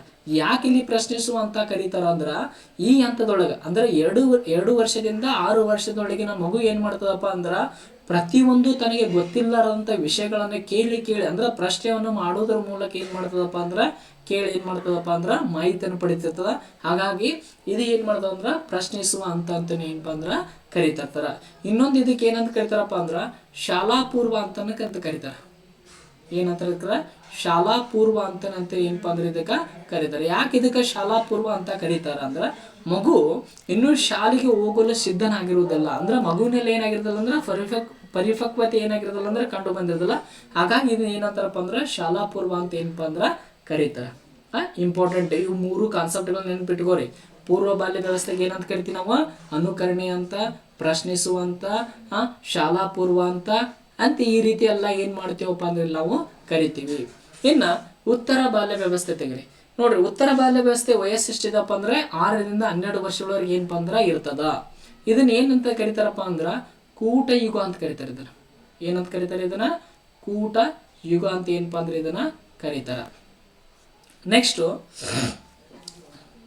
ನೋಡ್ರಿ, ಇದು ನೆಕ್ಸ್ಟ್ ಏನಪ್ಪ ಅಂದ್ರೆ ಶಾಲಾ ಅಂತ ಏನಪ್ಪ ಅಂದ್ರೆ ಕರೀತಾರ. ಏನಂತ ಕರೀತಾರೆ? ಇದನ್ನ ಶಾಲಾ ಅಂತ ಏನಪ್ಪ ಅಂದ್ರೆ ಕರೀತಾರ.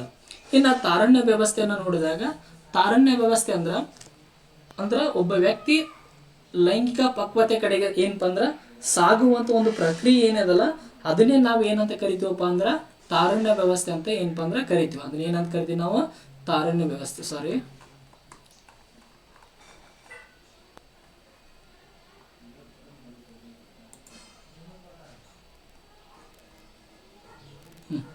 ನೋಡಿ, ತಾರುಣ್ಯ ವ್ಯವಸ್ಥೆ ಅಂದ್ರೆ ಏನಪ್ಪ ಅಂದ್ರೆ ಸಾಮಾನ್ಯವಾಗಿ ಒಬ್ಬ ವ್ಯಕ್ತಿ ಅಂದ್ರೆ ಲೈಂಗಿಕ ಪರಿಪಕ್ವತೆ ಕಡೆಗೆ ಸಾಗುವಂತ ಒಂದು ಪ್ರಕ್ರಿಯೆಗೆ ಏನಂತ ಕರಿತೀವಪ್ಪ ಅಂದ್ರೆ ತಾರುಣ್ಯ ವ್ಯವಸ್ಥೆ ಅಂತ ನಾವೇನಪ್ಪ ಅಂದ್ರೆ ಕರಿತೀವಿ. ಇದು ತಾರುಣ್ಯ ವ್ಯವಸ್ಥೆ ಯಾವಾಗ ಪ್ರಾರಂಭ ಆಗ್ತದಪ್ಪ ಅಂದ್ರೆ 12 ವರ್ಷದಿಂದ ಏನಾಗ್ತದೆ ಅಂದ್ರೆ ಇದು ಪ್ರಾರಂಭ ಆಗ್ತದೆ. ಎಷ್ಟು ವರ್ಷದಿಂದ ಪ್ರಾರಂಭ ಆಗ್ತದೆ? ಇದು 12 ವರ್ಷದಿಂದ ಪ್ರಾರಂಭವಾಗಿ 18 ವರ್ಷಗಳವರೆಗೆ ಏನಾಗ್ತದಪ್ಪ ಅಂದ್ರೆ ಏನಪ್ಪ ಅಂದ್ರೆ ಇರ್ತದೆ. ಎಲ್ಲಿವರೆಗೆ ಇರ್ತದ? 18 ವರ್ಷಗಳವರೆಗೆ ಏನಪ್ಪ ಅಂದ್ರೆ ಇದು ಇರ್ತದ. ಇದು ಅರ್ಲಾಕ್ ಅವರ ಪ್ರಕಾರ ಏನಾಗ್ತದಪ್ಪ ಅಂದ್ರೆ 12-13 ವರ್ಷದಿಂದ ಪ್ರಾರಂಭ ಏನಪ್ಪ ಅಂದ್ರೆ ಆಗ್ತದಂತ ಏನಪ್ಪ ಅಂದ್ರೆ ಇಲ್ಲಿ ಕೊಟ್ಟಿದ್ದಾರೆ. ಈ ತಾರುಣ್ಯ ವ್ಯವಸ್ಥೆಗೆ ಏನಂತ ಕರಿತಾರಪ್ಪ ಅಂದ್ರೆ ವಸಂತ ಕಾಲ ಅಂತ ಕರಿತಾರೆ. ಕವಿಗಳ ವಸಂತ ಕಾಲ ಅಂದ್ರೆ ಬಹುತೇಕ ಕವಿಗಳು ಯಾವಾಗ ಸೃಷ್ಟಿ ಆಗ್ತಾರಪ್ಪ ಅಂದ್ರೆ ಯುವಕ ಅಥವಾ ಯುವತಿ ತಾರುಣ್ಯ ವ್ಯವಸ್ಥೆಯಲ್ಲಿ ಇದ್ದಾಗ ಏನಾಗ್ತಾರಪ್ಪ ಅಂದ್ರೆ ಕವಿಗಳಾಗಿ ಸೃಷ್ಟಿ ಆಗ್ತಾರ. ಅದ್ರ ಸಲುವಾಗಿ ಏನಪ್ಪ ಅಂದ್ರೆ ವಸಂತ ಕಾಲ ಅಂತ ಕರೀತಾರ. ನೆಕ್ಸ್ಟ್ ಇದನ್ನ ಬೆಳವಣಿಗೆ ಬುಗ್ಗಿ ಅಂತ ಕರೀತಾರೆ. ಇದನ್ನ ಏನಂತ ಕರಿತಾರೆ? ಇದನ್ನ ಬೆಳವಣಿಗೆಯ ಬುಗ್ಗಿ ಅಂತ ಏನಪ್ಪ ಅಂದ್ರೆ ಕರೀತಾರ. ನೆಕ್ಸ್ಟ್ ಇದಕ್ಕೆ ಏನಪ್ಪ ಅಂದ್ರೆ ಸಮಶಾತ್ಮಕ ಅಂತನೂ ಕರೀತಾರೆ. ಇದನ್ನ ಏನಪ್ಪ ಅಂದ್ರೆ ಸಮಶಾತ್ಮಕ ಏನಪ್ಪ ಅಂದ್ರೆ ಅಂತ ಕರಿತಾರೆ. ಯಾಕಂದ್ರೆ ಈ ತಾರುಣ್ಯ ವ್ಯವಸ್ಥೆಯಲ್ಲಿ ಯುವಕರು ಸಾಕಷ್ಟು ಸಮಸ್ಯೆಗಳನ್ನ ಏನಪ್ಪ ಅಂದ್ರೆ ಎದುರಿಸ್ತಿರ್ತಾರ. ಮತ್ತೆ ಇದನ್ನ ನಾಯಕತ್ವದ ಅಂತ ಕರೀತಾರೆ. ಏನಂತ ಕರೀತಾರೆ? ಇದನ್ನ ನಾಯಕತ್ವದ ಅಂತನೂ ಸಹ ಏನ್ ಮಾಡ್ತಾರಪ್ಪ ಅಂತ ಕರೀತಾರೆ. ಯಾಕಂದ್ರೆ ಈ ತಾರುಣ್ಯ ವ್ಯವಸ್ಥೆಯಲ್ಲಿ ಯುವಕರಲ್ಲಿ ಏನಾಗ್ತದಪ್ಪ ಅಂದ್ರೆ ನಾಯಕತ್ವದ ಗುಣಗಳನ್ನ ಏನ್ ಮಾಡ್ತಾರಪ್ಪ ಅಂದ್ರೆ ಅನುಸರಿಸ್ತಿರ್ತಾರ. ಒಬ್ಬ ವ್ಯಕ್ತಿನ ಆದರ್ಶವಾಗಿ ಇಟ್ಕೊಂಡು ಆ ವ್ಯಕ್ತಿಯಂತೆ ನಾನು ಆಗಬೇಕನ್ನೋದು ಏನಪ್ಪ ಅಂದ್ರೆ ಯುವಕರಲ್ಲಿ ಏನಿರ್ತದಪ್ಪ ಅಂದ್ರೆ ಆ ಮನೋಭಾವನ ಹೊಂದಿರ್ತಾರ. ಫಾರ್ ಎಕ್ಸಾಂಪಲ್ ಈ ಸ್ವಾಮಿ ವಿವೇಕಾನಂದ ತತ್ವಗಳನ್ನು ಅನುಸರಿಸೋದು, ನಾನು ಸ್ವಾಮಿ ವಿವೇಕಾನಂದನ ತರನೇ ಏನಪ್ಪ ಅಂದ್ರೆ ಆಗೋದು. ಇಂಥ ನಾಯಕತ್ವದ ಗುಣಗಳು ಯಾರಲ್ಲಿ ಕಂಡು ಬರ್ತಾವಪ್ಪ ಅಂದ್ರೆ ತಾರುಣ್ಯ ವ್ಯವಸ್ಥೆಯಲ್ಲಿ ಏನಪ್ಪ ಅಂದ್ರೆ ಕಂಡು ಬರ್ತವೆ. ಇನ್ನು ಶೇಷ ವ್ಯವಸ್ಥೆ ಯಾವಾಗ ಪ್ರಾರಂಭ ಆಗ್ತದಪ್ಪ ಅಂದ್ರೆ 0 ಇಂದ 2 ವರ್ಷದವರೆಗೆ ಇರ್ತದೆ. ಶೇಷ ವ್ಯವಸ್ಥೆ ಯಾವಾಗ ಪ್ರಾರಂಭ ಆಗ್ತದ?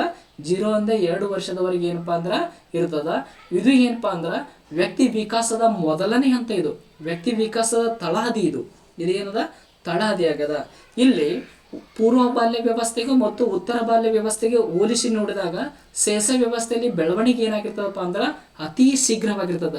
ದೈಹಿಕ ಬೆಳವಣಿಗೆ ಏನಾಗಿರ್ತದಪ್ಪ ಅಂದ್ರೆ ಅತಿ ಶೀಘ್ರವಾಗಿರ್ತದ. ಈ ಹಂತದಲ್ಲಿ ಮಗುವಿನ ಮೂಳೆಗಳು ಏನಾಗ್ತವಪ್ಪ ಅಂದ್ರೆ ಬಹಳ ಗಟ್ಟಿಯಾಗಿ ಬಲಿಷ್ಠವಾಗಿ ಏನಾಗ್ತವಪ್ಪ ಅಂದ್ರೆ ರೂಪುಗೊಳ್ತವ. ನೆಕ್ಸ್ಟ್ ನೋಡ್ರಿ 69ನೇ ಪ್ರಶ್ನೆ ನೋಡ್ರಿ ಈ ರೀತಿ ಆಗ್ಯದ. ಸೃಜನಶೀಲತೆಯ ಪ್ರಕ್ರಿಯೆಯಲ್ಲಿ ಅನುಸರಿಸಬೇಕಾದ ಅನುಕ್ರಮವು ಅಂತ ಕೇಳಿದಾನ. 1ನೇ ಆಪ್ಷನ್ ಸಿದ್ಧತೆ, ಪರಿಪಕ್ವಾವಸ್ಥೆ, ಜ್ಞಾನೋದಯ, ತಾಳೆ ನೋಡುವಿಕೆ. 2ನೇ ಆಪ್ಷನ್ ತಾಳೆ ನೋಡುವಿಕೆ, ಜ್ಞಾನೋದಯ, ಸಿದ್ಧತೆ, ಪರಿಪಕ್ವಾವಸ್ಥೆ. 3ನೇದು ಜ್ಞಾನೋದಯ, ತಾಳೆ ನೋಡುವಿಕೆ, ಸಿದ್ಧತೆ, ಪರಿಪಕ್ವಾವಸ್ಥೆ. ನೆಕ್ಸ್ಟ್ 4ನೇದು ಪರಿಪಕ್ವಾವಸ್ಥೆ, ಸಿದ್ಧತೆ, ಜ್ಞಾನೋದಯ, ತಾಳೆ ನೋಡುವಿಕೆ. ಇದಕ್ಕೆ ರೈಟ್ ಆನ್ಸರ್ ಬಂದು ಏನಾಗ್ತದಪ್ಪ ಅಂದ್ರೆ 1ನೇ ಆಪ್ಷನ್ ಆಗ್ತದ. ಸೃಜನಶೀಲತೆ ಅಂತ ಏನನ್ನೋದು ಆಲ್ರೆಡಿ ಏನಪ್ಪ ಅಂದ್ರೆ ನಾವು ಸ್ಟಡಿ ಮಾಡಿದ್ವಿ. ಅಂದ್ರೆ ಹೊಸದಾದ ವಿಷಯವನ್ನು ಸೃಷ್ಟಿ ಯಾರು ಮಾಡ್ತಾರಲ್ಲ ಅಂಥವ್ರಿಗೆ ಸೃಜನಶೀಲರು ಮತ್ತು ಸೃಜನಶೀಲತೆ ಅಂತ ಕರಿತೀವಿ. ಕಾಪಿ ಮಾಡೋದಲ್ಲ. ಕಾಪಿ ನೋಡ್ರಿ ಯಾವುದಾದ್ರೂ ಒಂದು ವಿಷಯವನ್ನು ಕಾಪಿ ಮಾಡಿದಂದ್ರೆ ಅದು ಅನುಕರಣೆ ಆಗ್ತದೆ. ಅದು ಏನಾಗ್ತದ? ಅದು ಅನುಕರಣೆ ಆಗ್ತದ. ಆದ್ರೆ ಹೊಸದನ್ನ ಏನು ಸೃಷ್ಟಿ ಮಾಡಿದ್ರೆ ಅದು ಏನಾಗ್ತದಪ್ಪ ಅಂದ್ರೆ ಸೃಜನಶೀಲ ಆಗ್ತದ. ಈ ಸೃಜನಶೀಲತೆ ಒಳಗೆ ಒಟ್ಟಾರೆ ಏನಪ್ಪ ಅಂದ್ರೆ 4 ಹಂತಗಳು ಬರ್ತವೆ. ಎಷ್ಟು ಹಂತಗಳು ಬರ್ತಾವೆ? ಸೃಜನಶೀಲ ಒಳಗೆ 4 ಹಂತಗಳು ಬರ್ತಾವೆ. ಅದರಲ್ಲಿ ಮೊದಲನೇ ಹಂತ ಯಾವುದಪ್ಪ ಅಂದ್ರೆ ಸಿದ್ಧತೆ ಬರ್ತದ.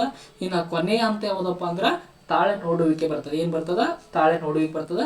ಇವು 4 ಹಂತಗಳು ಏನದವಲ್ಲ ಇವು ಸೃಜನಶೀಲತೆ 4 ಹಂತಗಳು ಆಗಿದಾವ. ನೆಕ್ಸ್ಟ್ ನೋಡ್ರಿ, ನೆಕ್ಸ್ಟ್ 70ನೇ ಪ್ರಶ್ನೆ ನೋಡ್ರಿ.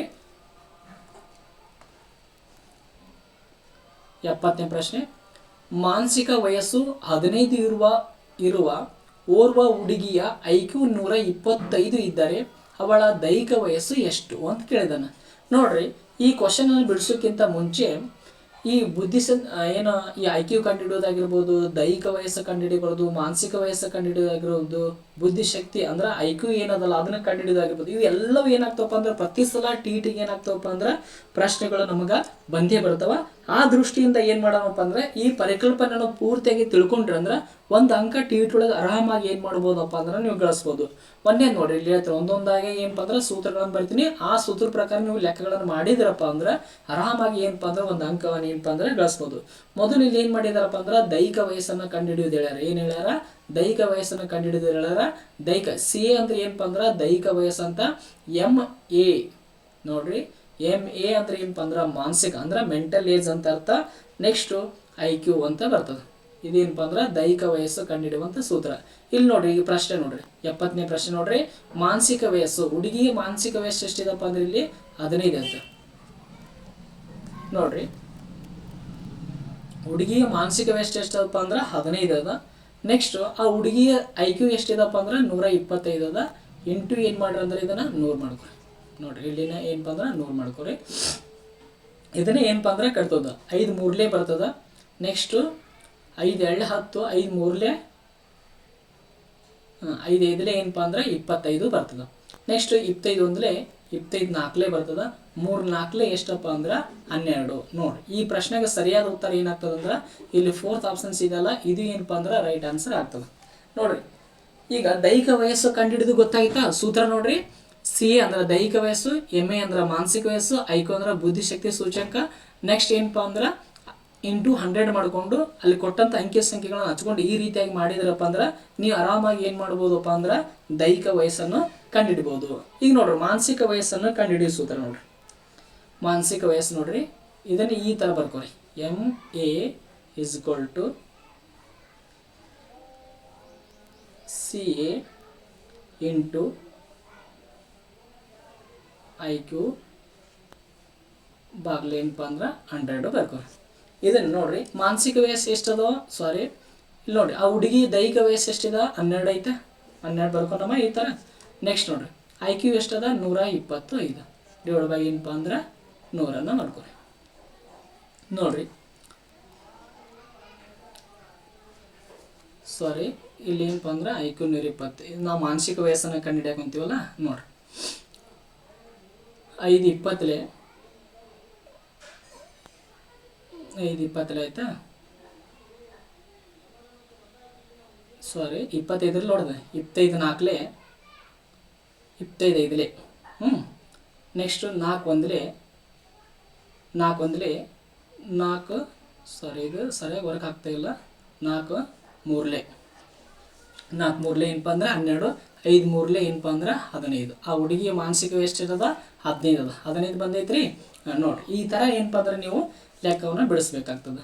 ನೆಕ್ಸ್ಟ್ ನೋಡ್ರಿ ಅವಳ IQ ಕಂಡುಹಿಡಿದು ಕೇಳೋಣ. ನೋಡ್ರಿ IQ ಕಂಡುಹಿಡಿಯುವಂಥ ಸೂತ್ರ ನೋಡ್ರಿ, MA ಇಂಟು 100 ಡಿವೈಡೆಡ್ ಬೈ ದೈಹಿಕ ವಯಸ್ಸು. ಇದನ್ನು ಬರ್ಕೋರಿ. ನೋಡಿ ಆ ಹುಡುಗಿಯ ಮಾನಸಿಕ ವಯಸ್ಸು ಎಷ್ಟದವ 15 ಐತೆ. ನೆಕ್ಸ್ಟ್ ನೋಡ್ರಿ ದೈಹಿಕ ವಯಸ್ಸು ಎಷ್ಟದ 12 ಅದ, ಇಂಟು 100 ಬರ್ಕೊ. ನೋಡಿ 3 4ಲೇ 12, ನೆಕ್ಸ್ಟು 3 5ಲೇ 15. ನೆಕ್ಸ್ಟ್ ನೋಡಿ 4 1ಲೇ 4 2ಲೇ, ನೆಕ್ಸ್ಟ್ ಏನಿರುತ್ತೆ ಇಲ್ಲಿ 20, 4 5 20 ಆಯಿತು. 4 5 ಎಷ್ಟು 20 ಆಯಿತು. 25 ಎಷ್ಟಪ್ಪ ಅಂದ್ರೆ 125. 25 ಎಷ್ಟು 125. ಇದು ಏನಪ್ಪ ಅಂದ್ರೆ ಅವಳ ಮಾನಸಿಕ ವಯಸ್ಸು. ಒಂದೇ ಲೆಕ್ಕದೊಳಗೆ ಒಂದೇ ಇದ್ರೊಳಗೆ 3 ಕಾನ್ಸೆಪ್ಟ್ಗಳು ಏನಪ್ಪ ಅಂದ್ರೆ ತಿಳ್ಕೊಂಡ್ರಿ. ಅರ್ಥ ಆಯ್ತು ಅಂದ್ಕೊಂಡಿದ್ದೀನಿ. ಇಲ್ಲಾಂದ್ರೆ ಏನಪ್ಪ ಅಂದರೆ ಇನ್ನೊಮ್ಮೆ ಇದಕ್ಕಾಗಿ ಏನಪ್ಪ ಅಂದ್ರೆ ಲಾಸ್ಟ್ TETಗೆ ಹೋಗುತ್ತಿರುವಂಥ ಸಂದರ್ಭದೊಳಗೆ ಕೊನೆಯ ದಿನ ಏನಪ್ಪ ಅಂದ್ರೆ ಈ 3 ಕಾನ್ಸೆಪ್ಟ್ಗಳು ಏನಪ್ಪ ಅಂದ್ರೆ ನಿಮಗೆ ಮತ್ತೊಮ್ಮೆ ನಾ ಏನು ಮಾಡಿದೆ ಅಂದ್ರೆ ಬಿಡಿಸಿ ಹೇಳ್ತೀರಿ. ಇಲ್ಲಿ ನೋಡಿ 70ನೇ ಪ್ರಶ್ನೆಗೆ ರೈಟ್ ಆನ್ಸರ್ ಯಾವುದಾಗ್ತದೆ ಅಂದ್ರೆ 12 ಅಂದ್ರೆ 4th ಆಪ್ಷನ್ ಏನಪ್ಪ ಅಂದ್ರೆ ರೈಟ್ ಆನ್ಸರ್ ಆಗ್ತದೆ. ನೆಕ್ಸ್ಟ್ 71ನೇ ಪ್ರಶ್ನೆ ನೋಡ್ರಿ. 71ನೇ ಪ್ರಶ್ನೆ ನೋಡ್ರಿ, ಈ ಕೆಳಗಿನವುಗಳಲ್ಲಿ ಯಾವುದು ಸುಖಾನ್ವೇಷಣ ತತ್ವದ ಪ್ರಕಾರ ಕೆಲಸ ನಿರ್ವಹಿಸುತ್ತದೆ ಅಂತ ಕೇಳಿದ್ದಾರೆ. ಕಂಪಲ್ಸರಿ ಈ ಸಾಕಷ್ಟು ಬಾರಿ ಏನು ಮಾಡಿದಾರಪ್ಪ ಅಂದ್ರೆ ಈ ಪ್ರಶ್ನೆ ರಿಪೀಟೆಡ್ ಕ್ವಶನ್ಸ್ ಭಾಳ ಬಾರಿ ಏನಪ್ಪ ಅಂದ್ರೆ ರಿಪೀಟ್ ಆಗ್ಯದ ನೋಡ್ರಿ. ಆಪ್ಷನ್ಸ್ಗಳು ಇದ್ದು ಎರಡನೇ ಆಪ್ಷನ್ ಅಹಂ, ಮೂರನೇ ಆಪ್ಷನ್ ಅತ್ಯಂ, ನಾಲ್ಕನೇ ಆಪ್ಷನ್ ಜಾಗೃತ ಪೂರ್ವ ಮನಸ್ಸು ಅಂತ ಏನಪ್ಪ ಅಂದ್ರೆ ಕೊಟ್ಟಿದ್ದಾರೆ. ಇಲ್ಲಿ ರೈಟ್ ಆನ್ಸರ್ ಬಂದು ಏನಾಗ್ಯದಪ್ಪ ಅಂದ್ರೆ ಇದ್ದಂದ್ರೆ ಏನಪ್ಪ ಅಂದ್ರೆ ಇಲ್ಲಿ ಸಂವೇದನಾ ಗತಿ ಅಂತ ಬರ್ತದೆ ಇಲ್ಲಿ ಜಿನ್ ಪೇಜ್ ಅವರ ಸಂವೇದನಾ ಗತಿ ಅಂತ ಬರ್ತದ. ಈ ಹಂತದೊಳಗೆ ಮಗು ಏನಾಗ್ತದಪ್ಪ ಅಂದ್ರೆ ಈ ಪ್ರಪಂಚ ಇರುವುದು ನನಗಾಗಿ, ಈ ಪ್ರಪಂಚ ನನಗಾಗಿ ಅದ. ಇಲ್ಲಿ ಏನಪ್ಪ ಅಂದ್ರೆ ಯಾರಿಗೂ ಇರಲಿಲ್ಲ ಅಂದ್ರೂ ಚಿಂತೆ ಇಲ್ಲ, ಎಲ್ಲವೂ ಏನಪ್ಪ ಅಂದ್ರೆ ನನಗೇ ಬೇಕನ್ನೋ ಪರಿಕಲ್ಪನೆ ಯಾವ ಹಂತದೊಳಗೆ ಹೊಂದಿರ್ತದಪ್ಪ ಅಂದ್ರೆ ಇದ್ದೊಳಗ ಮಗು ಹೊಂದಿರ್ತದ. ಯಾವುದ್ರೊಳಗ? ಇದ್ದೊಳಗ. ಹಾಗಾಗಿ ಈ ಪ್ರಶ್ನೆಗೆ ರೈಟ್ ಆನ್ಸರ್ ಯಾವುದಾಗ್ತದಪ್ಪ ಅಂದ್ರೆ 71ನೇ ಪ್ರಶ್ನೆಗೆ ರೈಟ್ ಆನ್ಸರು 1ನೇ ಆಪ್ಷನ್ ಆಗ್ತದ. ನೋಡ್ರಿ, ಈಗೋ ಸೂಪರ್ ಈಗೋ ಅಂತ 3 ಕಾನ್ಸೆಪ್ಟ್ಗಳು ಬರ್ತಾವೆ. ನಾ ಇನ್ನೇನು ಹೇಳ್ತೀನಿ ನೋಡ್ರಿ, ಈಗೋ ಸೂಪರ್ ಈಗೋ ಅಂತ 3 ಕಾನ್ಸೆಪ್ಟ್ಗಳು ಬರ್ತಾವ. ಈ 3 ಕಾನ್ಸೆಪ್ಟ್ಗಳನ್ನು ಯಾರು ರೂಪಿಸ್ತಾರಪ್ಪ ಅಂದ್ರೆ ಈ ಮನೋವಿಜ್ಞಾನದ ಪಿತಾಮಹದ ಸಿಗ್ಮಂಡ್ ಫ್ರಾಯ್ಡ್ ಅವರು ಏನು ಮಾಡ್ತಾರಪ್ಪ ಅಂದ್ರೆ ಈ 3 ಕಾನ್ಸೆಪ್ಟ್ಗಳನ್ನು ಏನು ಮಾಡ್ತಾರಪ್ಪ ಅಂದ್ರೆ ಅವರು ರೂಪಿಸ್ತಾರೆ. ಯಾವ್ಯಾವ ರೂಪಿಸ್ತಾರ? ಈಗೋ ಸೂಪರ್ ಈಗೋ ಈ 3 ಕಾನ್ಸೆಪ್ಟ್ಗಳನ್ನು ಯಾರು ರೂಪಿಸ್ತಾರಪ್ಪ ಅಂದ್ರೆ ಸಿಗ್ಮಂಡ್ ಫ್ರಾಯ್ಡ್ ಅವರು ಏನು ಮಾಡ್ತಾರಪ್ಪ ಅಂದ್ರೆ ರೂಪಿಸ್ತಾರೆ. ಇವರು ಕನಸುಗಳನ್ನ ವಿಶ್ಲೇಷಣೆ ಅಂದರೆ ಕನಸುಗಳನ್ನ ವಿಶ್ಲೇಷಣೆ ಏನಪ್ಪ ಅಂದ್ರೆ ಪ್ರತಿಪಾದಿಸ್ತಾರ ಮತ್ತು ಮನೋವಿಶ್ಲೇಷಣಾ ಸಿದ್ಧಾಂತವನ್ನು ಏನಪ್ಪ ಅಂದ್ರೆ ಪ್ರತಿಪಾದಿಸ್ತಾರೆ. ಮನೋವಿಶ್ಲೇಷಣಾ ಸಿದ್ಧಾಂತದ ಪ್ರತಿಪಾದಕರು ಯಾರಂತ ಪ್ರಶ್ನೆ ಕೇಳಿದ ನಮಗ. ಮನೋವಿಜ್ಞಾನದ ಪಿತಾಮಹ ಯಾರಂತ ನಮಗೆ ಪ್ರಶ್ನೆ ಕೇಳಿದ್ದಾನ. ಈಗೋ ಸೂಪರ್ ಈಗೋ ಪರಿಕಲ್ಪನೆಯನ್ನು ಮಂಡಿಸಿದವರು ಯಾರಂತ ಕೇಳಿದ.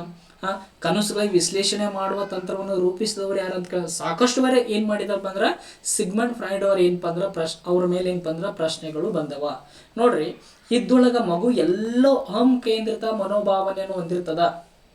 ಅಹಂ ಕೇಂದ್ರಿತ ಈ ಜಗತ್ತಿರುವುದೇ ನನಗ, ಎಲ್ಲರೂ ನನ್ನ ಸಲುವಾಗಿ ಇರಬೇಕು, ಎಲ್ಲರೂ ನನ್ನನ್ನೇ ಪ್ರೀತಿಸ್ಬೇಕು, ಎಲ್ಲರೂ ನನ್ನನ್ನೇ ಗೌರವಿಸಬೇಕು ಅಂತ ಮಗು ಯಾವ ಹಂತದೊಳಗೆ ಇರ್ತದಪ್ಪ ಅಂದ್ರೆ ಇದ್ದೊಳಗ ಇರ್ತದ. ನೆಕ್ಸ್ಟ್ ಇನ್ನು ಅಹಂ ಪರಿಕಲ್ಪನೆ ಒಳಗ ಸಾಮಾಜಿಕ ಪ್ರಜ್ಞೆ ಬೆಳೀತದ. ಮಗುಗೆ ಏನಾಗ್ತದ? ಸಾಮಾಜಿಕ ಪ್ರಜ್ಞೆ ಏನಪ್ಪ ಅಂದ್ರೆ ಬೆಳೀತದ. ನಾನು ಇಲ್ಲಿ ಮಗು ತಿಳ್ಕೊತದ ಏನಂತ ತಿಳ್ಕೊತಂದ್ರೆ ನಾನು ಸಮಾಜದ ಒಂದು ಭಾಗವಾಗಿದ್ದೇನೆ, ನಾನು ಒಳ್ಳೆ ಹುಡುಗ ಅನ್ಸಬೇಕು, ನಾನು ಒಳ್ಳೆ ವ್ಯಕ್ತಿ ಆಗಬೇಕು, ನಾನು ಕೆಟ್ಟವನಾಗಬಾರ್ದು. ಇಂಥ ಸಾಮಾಜಿಕ ಪ್ರಜ್ಞೆ ಯಾವ ಹಂತದಲ್ಲಿ ಬೆಳೀತದಪ್ಪ ಅಂದ್ರೆ ಈಗ ಅಂದ್ರೆ ಅಹಂ ಪ್ರವೃತ್ತಿ ಒಳಗೆ ಏನಾಗ್ತದಪ್ಪ ಅಂದ್ರೆ ಕಂಡು ಬರ್ತದೆ. ಇನ್ನು ಹತ್ಯಂ ನೋಡ್ರಿ, ಈ ಸೂಪರ್ ಈಗೋ ಏನದಲ್ಲ ಹತ್ಯಂ ಅಥವಾ ಸೂಪರ್ ಈಗೋದೊಳಗೆ ಏನಪ್ಪ ಅಂದ್ರೆ ಮಗುವಿನಲ್ಲಿ ಏನಾಗ್ತದಪ್ಪ ಅಂದ್ರೆ ನೈತಿಕ ಪ್ರಜ್ಞೆ ಬೆಳೀತದೆ. ಏನಪ್ಪ ಅಂದ್ರೆ ನೈತಿಕ ಪ್ರಜ್ಞೆ ಏನಾಗ್ತದಪ್ಪ ಅಂದ್ರೆ ಇಲ್ಲಿ ಬೆಳೀತದೆ. ಇದನ್ನ ಈ 3 ಪರಿಕಲ್ಪನೆಯನ್ನು ಯಾರು ಮಂಡಿಸಿದ್ರಪ್ಪ ಅಂದ್ರೆ ಸಿಗ್ಮಂಡ್ ಫ್ರಾಯ್ಡ್ ಅವರು ಏನಪ್ಪ ಅಂದ್ರೆ ಮಂಡಿಸ್ತಾರೆ. ನೆಕ್ಸ್ಟ್ 72ನೇ ಪ್ರಶ್ನೆ ನೋಡ್ರಿ, ಈ ಕೆಳಗಿನವುಗಳಲ್ಲಿ ಯಾವುದು ಮನೋಜನ್ಯ ಚಲನವಲಯದ ಅತ್ಯಂತ ಉನ್ನತ ಮಟ್ಟದ ಸಾಧನೆ? 1ನೇ ಆಪ್ಷನ್ ಸ್ಫುಟತೆ, 2ನೇ ಆಪ್ಷನ್ ಮೌಲ್ಯಮಾಪನ, 3ನೇ ಆಪ್ಷನ್ ಸ್ವಾಭಾವೀಕರಣ, 4ನೇ ಆಪ್ಷನ್ ಅನುಕರಣೆ ಅಂತ. ಇದಕ್ಕೆ ರೈಟ್ ಆನ್ಸರ್ ಬಂದು ಏನಾಗ್ತದಪ್ಪ ಅಂದ್ರೆ ಸ್ವಾಭಾವೀಕರಣ ಅನ್ನೋದು ಏನಪ್ಪ ಅಂದ್ರೆ ಮನೋಜನ್ಯ ಚಲನವಲಯದಲ್ಲಿ ಅತ್ಯಂತ ಏನಪ್ಪ ಅಂದ್ರೆ ಉನ್ನತ ಮಟ್ಟದ ಏನಪ್ಪ ಅಂದ್ರೆ ಸಾಧನೆ ಆಗದ. ಯಾಕೆ ಇದು ಉನ್ನತ ಮಟ್ಟದ ಸಾಧನೆ ಆಗ್ತದಪ್ಪ ಅಂದ್ರೆ ಇದು ಯಾಕೆ ಉನ್ನತ ಮಟ್ಟದ ಸಾಧನೆ ಆಗ್ತದಪ್ಪ ಅಂದ್ರೆ ಈ ಸ್ವಾಭಾವೀಕರಣದೊಳಗ ಯಾವುದೇ ವಿಷಯವನ್ನು ಅನುಕರಣೆ ಮಾಡದೆ ಯಾವುದೇ ವಿಷಯವನ್ನು ಅನುಕರಣೆ ಮಾಡದೆ ತಾನೇ ಏನಾಗ್ತದಪ್ಪ ಅಂದ್ರೆ ವಿಷಯ ಹೊರಗೆ ಬರ್ತದ. ಅಂದ್ರೆ ನ್ಯಾಚುರಲ್ ಆಗಿ ವಿಷಯ ಏನಪ್ಪ ಅಂದ್ರೆ ಹೊರಗೆ ಬರ್ತದ. ಹಾಗಾಗಿ ಈ ಬೆಂಜಮಿನ್ ಬ್ಲೂಮ್ಸ್ ಅವರು ಏನು ಮಾಡ್ತಾರಪ್ಪ ಅಂದ್ರೆ ಈ ಸ್ವಾಭಾವೀಕರಣವನ್ನು ಏನಂತಾರೆ ಅಂದ್ರೆ ಮನೋಜನ್ಯ ಚಲನವಲಯದ ಅತ್ಯಂತ ಉನ್ನತ ಮಟ್ಟದ ಸಾಧನೆ ಅಂತ ಏನು ಮಾಡ್ತಾರಪ್ಪ ಅಂದ್ರೆ ಅವರು ಗುರ್ತಾರೆ. ಇನ್ನು ಮನೋಜನ್ಯ ಚಲನವಲಯದಲ್ಲಿ ಅತ್ಯಂತ ಕೆಳ ಹಂತದ ಸ್ಥಾನ ಯಾವುದಪ್ಪ ಅಂದ್ರೆ ಅನುಕರಣೆ ಬರ್ತದೆ. ಏನು ಬರ್ತದ? ಅನುಕರಣೆ ಬರ್ತದ. ಈ ಅನುಕರಣೆದೊಳಗೆ ಏನು ಮಾಡ್ತಾರಪ್ಪ ಅಂದ್ರೆ ಒಬ್ರು ಯಾವ ರೀತಿಯಾಗಿ ನಡ್ಕೋತಾರಲ್ಲ ಅದೇ ರೀತಿಯಾಗಿ ಏನಪ್ಪ ಅಂದ್ರೆ ಇಲ್ಲಿ ನಡ್ಕೊಳ್ಳೋದು. ಅಂದ್ರೆ ನಮ್ಮ ಭಾಷೆದೊಳಗೆ ಏನಪ್ಪ ಅಂದ್ರೆ ಕಾಫಿ ಮಾಡೋದು.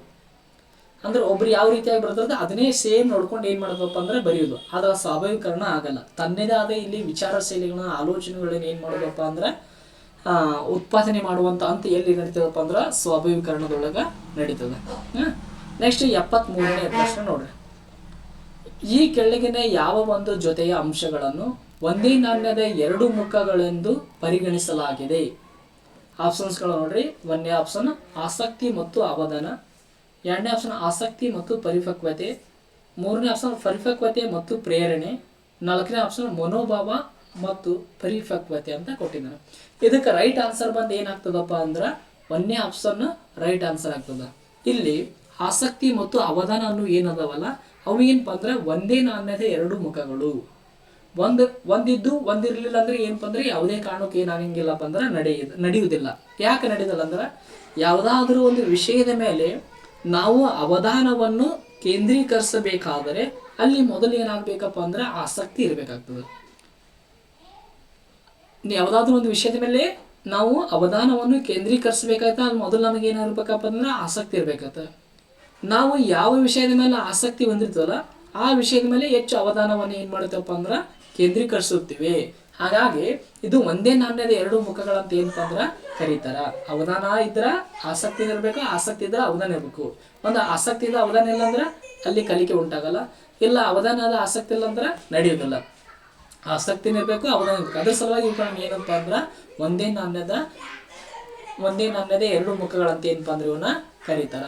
ಇನ್ನು ಪರಿಪಕ್ವತೆ ಬಗ್ಗೆ ಹಿಂದಿನ ಕ್ಲಾಸ್ ಒಳಗೆ ಏನಪ್ಪ ಅಂದ್ರೆ ಡಿಸ್ಕಷನ್ ಮಾಡಿದ್ವಿ.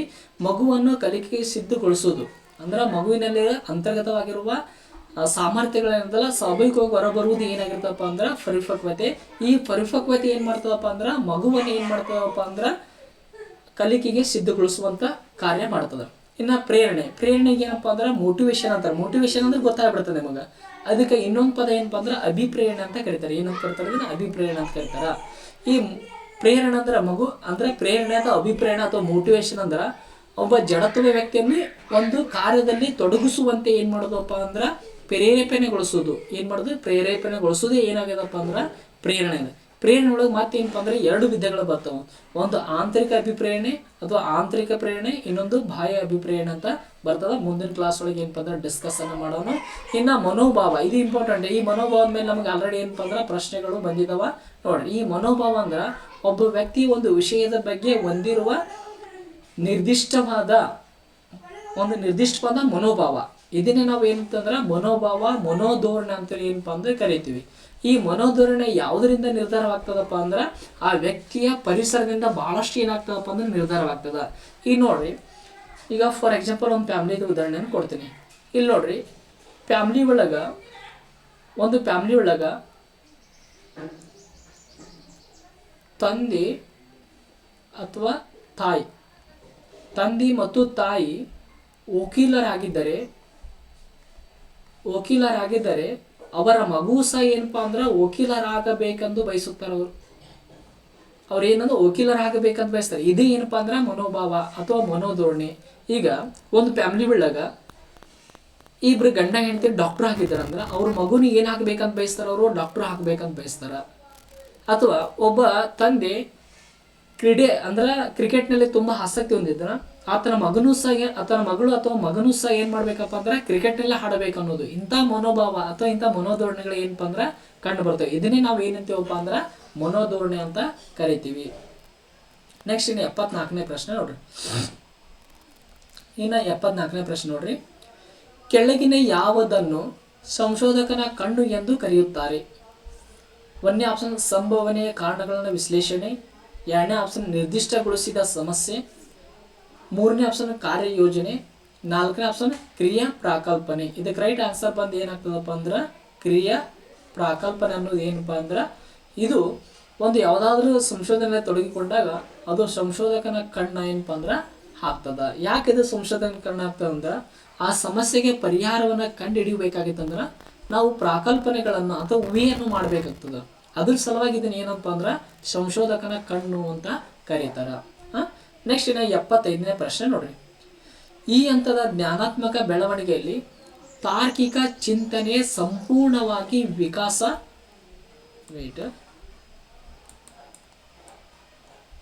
ವಿಕಾಸಗೊಳ್ಳುತ್ತದೆ ಅಂತ ಕೇಳಿದಾನ. 1ನೇ ಆಪ್ಷನ್ ಸಂವೇದನಾ ಗತಿ ಅಂತ, 2ನೇ ಆಪ್ಷನ್ ಮೂರ್ತ ಕಾರ್ಯಗಳ ಅಂತ, 4ನೇ ಆಪ್ಷನ್ ಔಪಚಾರಿಕ ಕಾರ್ಯಗಳ ಅಂತ, 4ನೇ ಆಪ್ಷನ್ ಕಾರ್ಯ ಕೊಡುವಂಥದ್ದು. ಇದಕ್ಕೆ ರೈಟ್ ಆನ್ಸರ್ ಏನು ಬಂತಪ್ಪ ಅಂದ್ರೆ ಔಪಚಾರಿಕ ಕಾರ್ಯಗಳಂತ. ಒಂದು ಮಗುವಿನಲ್ಲಿ ಯಾವಾಗ ತಾರ್ಕಿಕ ಚಿಂತನೆ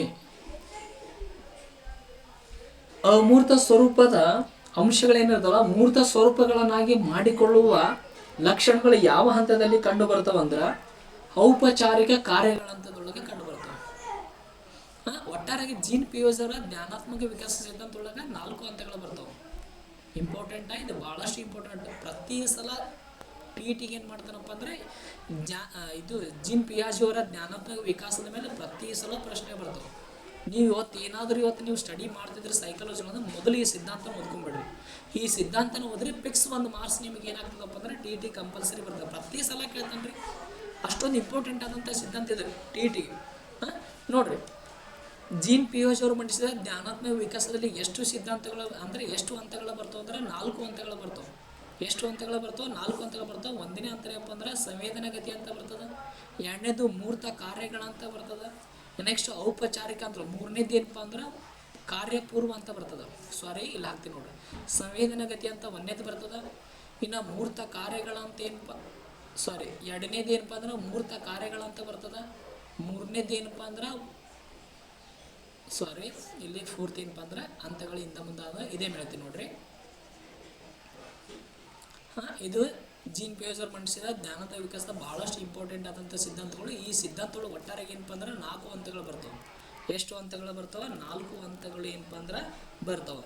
ಅದರಲ್ಲಿ ಮೊದಲನೇ ಹಂತ ಯಾವುದಪ್ಪ ಅಂದ್ರೆ ಸಂವೇದನಾ ಗತಿ ಅಂತ ಬರ್ತದೆ. ಯಾವುದು ಬರ್ತದೆ? ಮೊದಲನೇ ಹಂತ ಯಾವುದು ಬರ್ತದೆ? ಸಂವೇದನಾ ಗತಿ ಅಂತ ಬರ್ತದೆ. ಇದು ಯಾವಾಗ ಪ್ರಾರಂಭವಾಗ್ತದೆ? 0 ಇಂದ 2 ವರ್ಷದವರೆಗೆ ಏನಾಗ್ತದಪ್ಪ ಅಂದ್ರೆ ಇರ್ತದೆ. ಸಂವೇದನಾ ಗತಿ ಅಂತ 0 ಇಂದ 2 ವರ್ಷಗಳವರೆಗೆ ಏನಾಗ್ತದಪ್ಪ ಅಂದ್ರೆ ಇರ್ತದೆ.